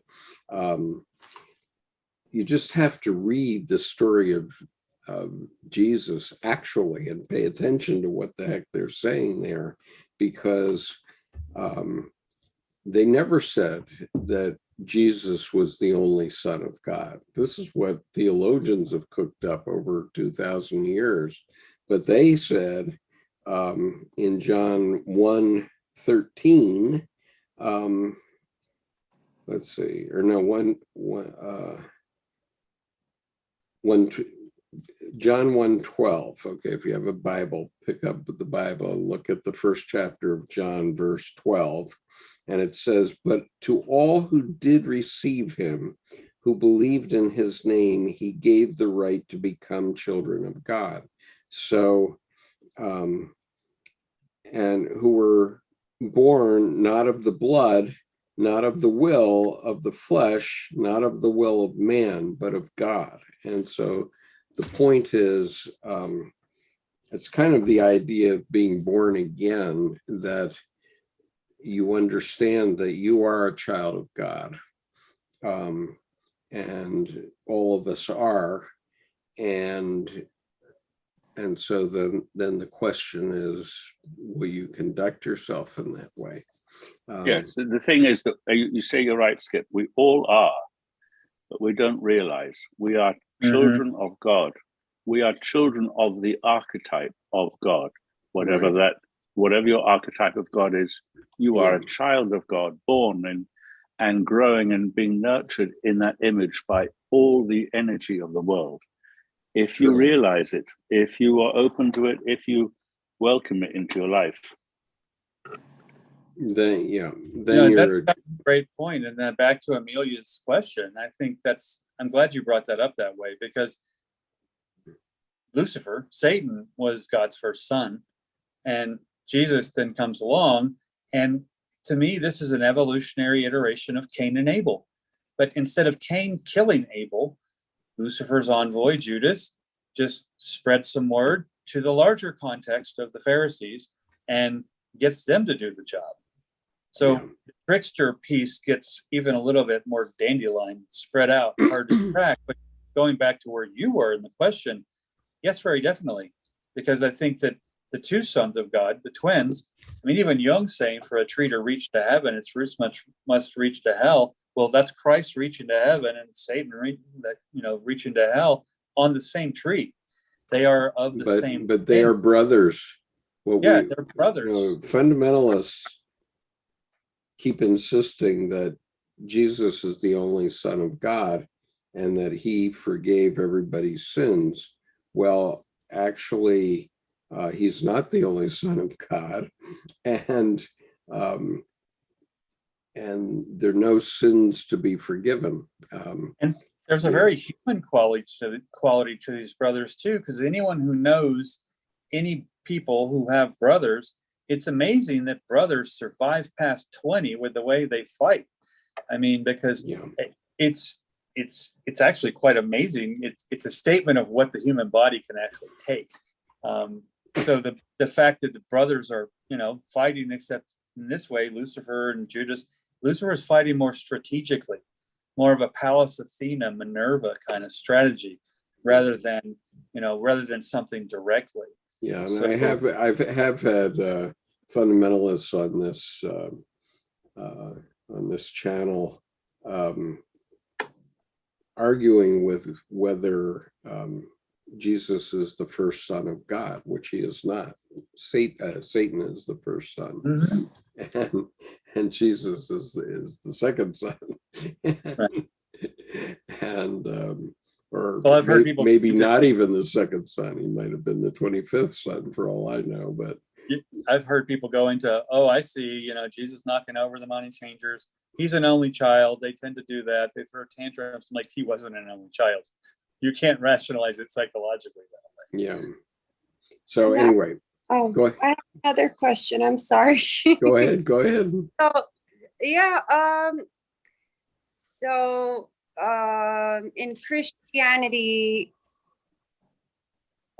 or is it more like Catholicism? I'm not sure. I get kind of confused between the two. There was that there's this belief that anything that may appear to be pagan, such as like worshiping Diane or like Isis or something like that, like worshiping these ancient gods and goddesses, like these deities, they were considered demons now. So at one point where they were considered goddesses, now they're considered demons. Well, So this is about what is that? It's about filling the collection plate, Amelia, because as theologians developed and they developed their religions, they all had to claim that they were the right one and the only right one in order to get people to pay them the money that kept them going. Really, honestly, think about it. History. It's about history belongs to the victors. Right. And so, what's now starting to be understood, and on the YouTube channel under the Confluence playlist, there's a discussion among three pastors about how Christianity is thinking now, and how Christianity thinks now is that there's a pie and each denomination has a piece of the pie, but they all point back to the same thing, and they more or less all get there the same way. And then that becomes really insular. Right. And then I am saying, well, the pie is bigger than that, okay, because the pie also includes religion, or I'm sorry, art and psychology, and a few other things as well. And outer space. And outer space, yes. Whatever's beyond our knowledge. Right. Well, and Brennan too, about history and, belongs to the victors. For example, if I take the Romans versus the Celts, well, the wrong side won. The Celts were all about the heart of the matter and earth and land and people.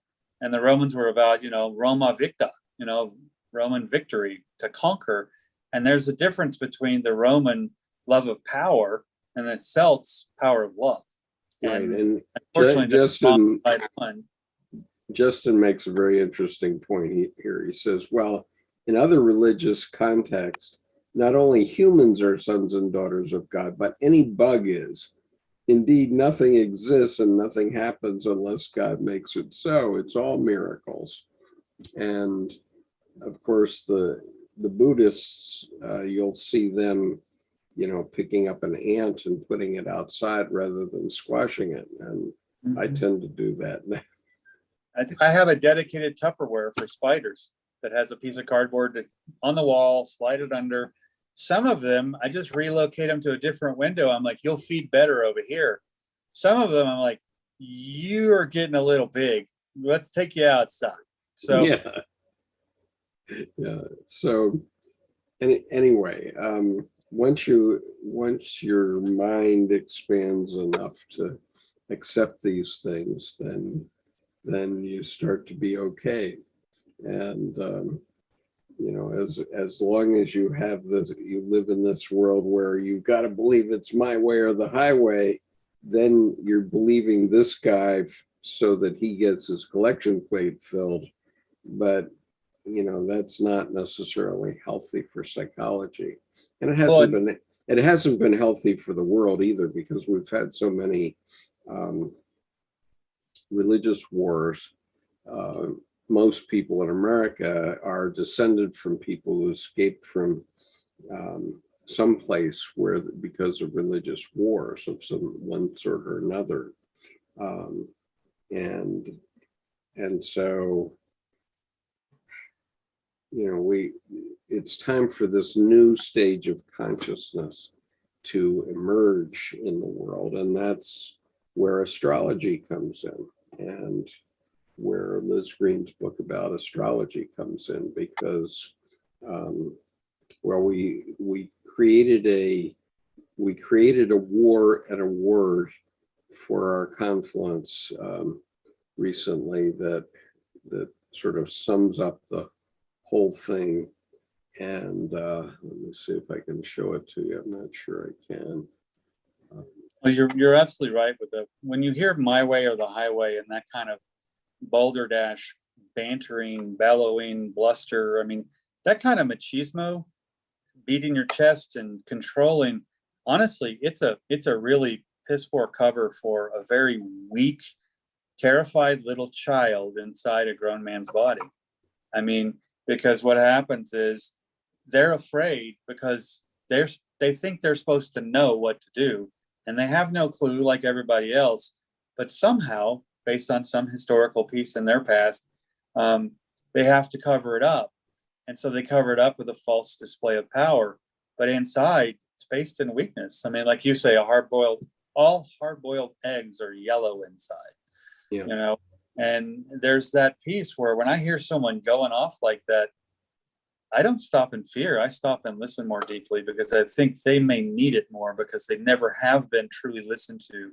So they're still trying to get a word in edgewise with that parent or that authority figure. And actually they need more help because they're bullying because they've had not enough attention. I mean, neglect is the biggest touch-starved dilemma in most psychological scenarios rather than actual abuse. So I have the symbol for the next stage of consciousness, and here it is. This is a maquette that we commissioned from our colleague Tim Holmes over the last year to be introduced for the first time at our confluence in June. And it represents wisdom, or Sophia, pouring the water of life and wisdom into the human species, basically into the bowl, so that the human species can drink from that bowl of wisdom. And of course, that's the symbol of Aquarius in the astrology, and in the tarot also it appears. So well, to open that up as a symbol, this is the water of life being shared one to the other, the water bearer, the giver of life, giving life to another. But what's interesting is Aquarius is a capital A air sign. So then you get the breath of life in the entire sign around this water bearing giving. So the air and the water, and what's interesting is there's water in the air. You know, water is H2O, 2 hydrogen, 1 oxygen. So there is a relationship between water and air. And in Aquarius, they are both part of the identity. An air sign that is the water bearer, the breath of life, that is the blood of life. Right. So the age of Aquarius then is the rising to this stage of consciousness where we understand that, and we can get beyond the rule of the opposites. We have to have a conjunctio where we see the opposites and understand that in the end, there's no right or wrong per se. Yeah. So the Fred Astaire and Ginger Rogers, that's one dance. Yeah. I mean, if you watch them, he's not always leading.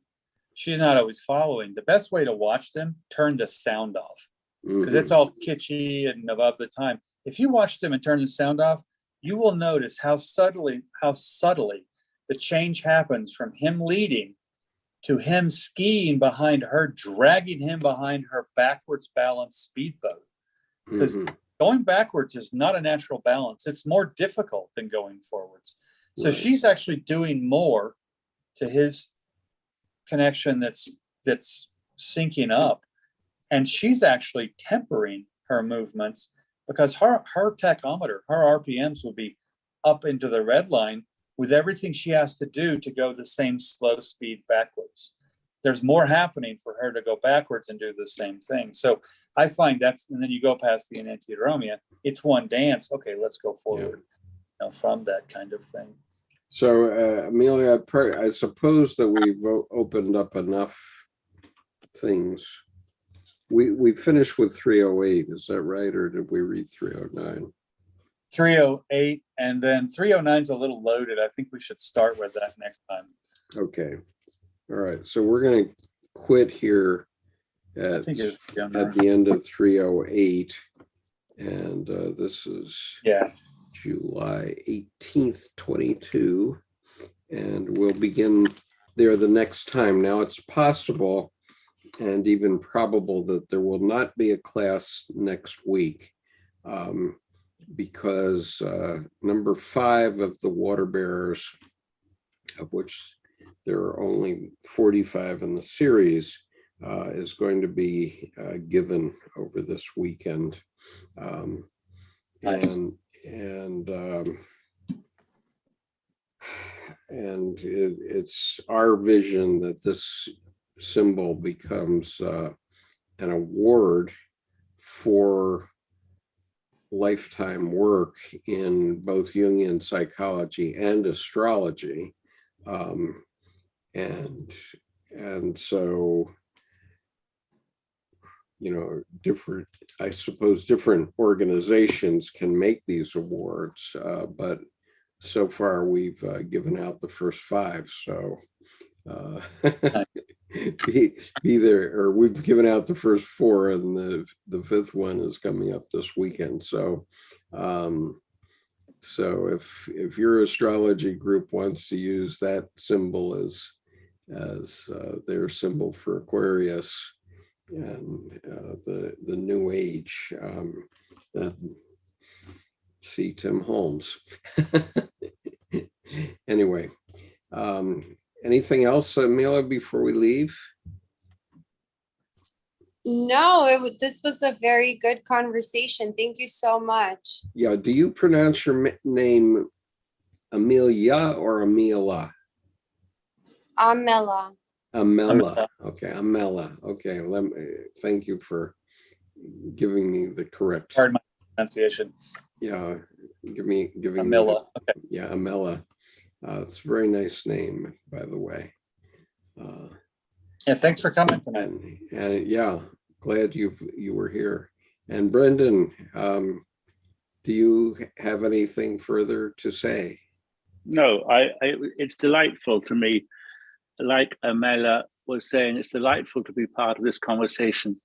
And having been a lifelong Catholic, and for the last 22 years, a professional Catholic, paid up member of the Catholic Church. I go to church every Sunday because I'm paid to go to church every Sunday. But I believe the stuff too, not in exactly the same way as perhaps I am admonished to believe, but in a much more profound and vibrant way. I believe I'm humming and thrumming with the Spirit of God, and I just love these conversations, and they refresh me and renew me. And thank you for hosting. Yeah, it's good to be here. Yeah, and Coleman Remington says, so many Christians say animals don't have souls. What was Jung's take, if that's possible, in a short answer? Well, I would say that Jung would say that was a feel good response, so that you didn't have to feel guilty about slaughtering animals to eat. Yes, quite. But the reality is that all life lives on other life, and everything in your grocery store was once alive. Everything that's edible was once alive, and so we all have to thank Mother Earth for giving us our sustenance, right? So yep. So Definitely. yeah. So Thanks for tonight. Yep. Peace. We'll see you. So anyway, I'll make an announcement over early next weekend. I think I'm going to be out of town at the end of next weekend and will not be able to do a Monday night session next week, but I'm not sure because I have to have statuette number 5 of 45 in my hand before I can make that trip. So all right. So we'll see. Let us know. All right. Take care now. Bye-bye. Take care, Skip. Thank you so much. Goodbye, Amela. And the same applies also to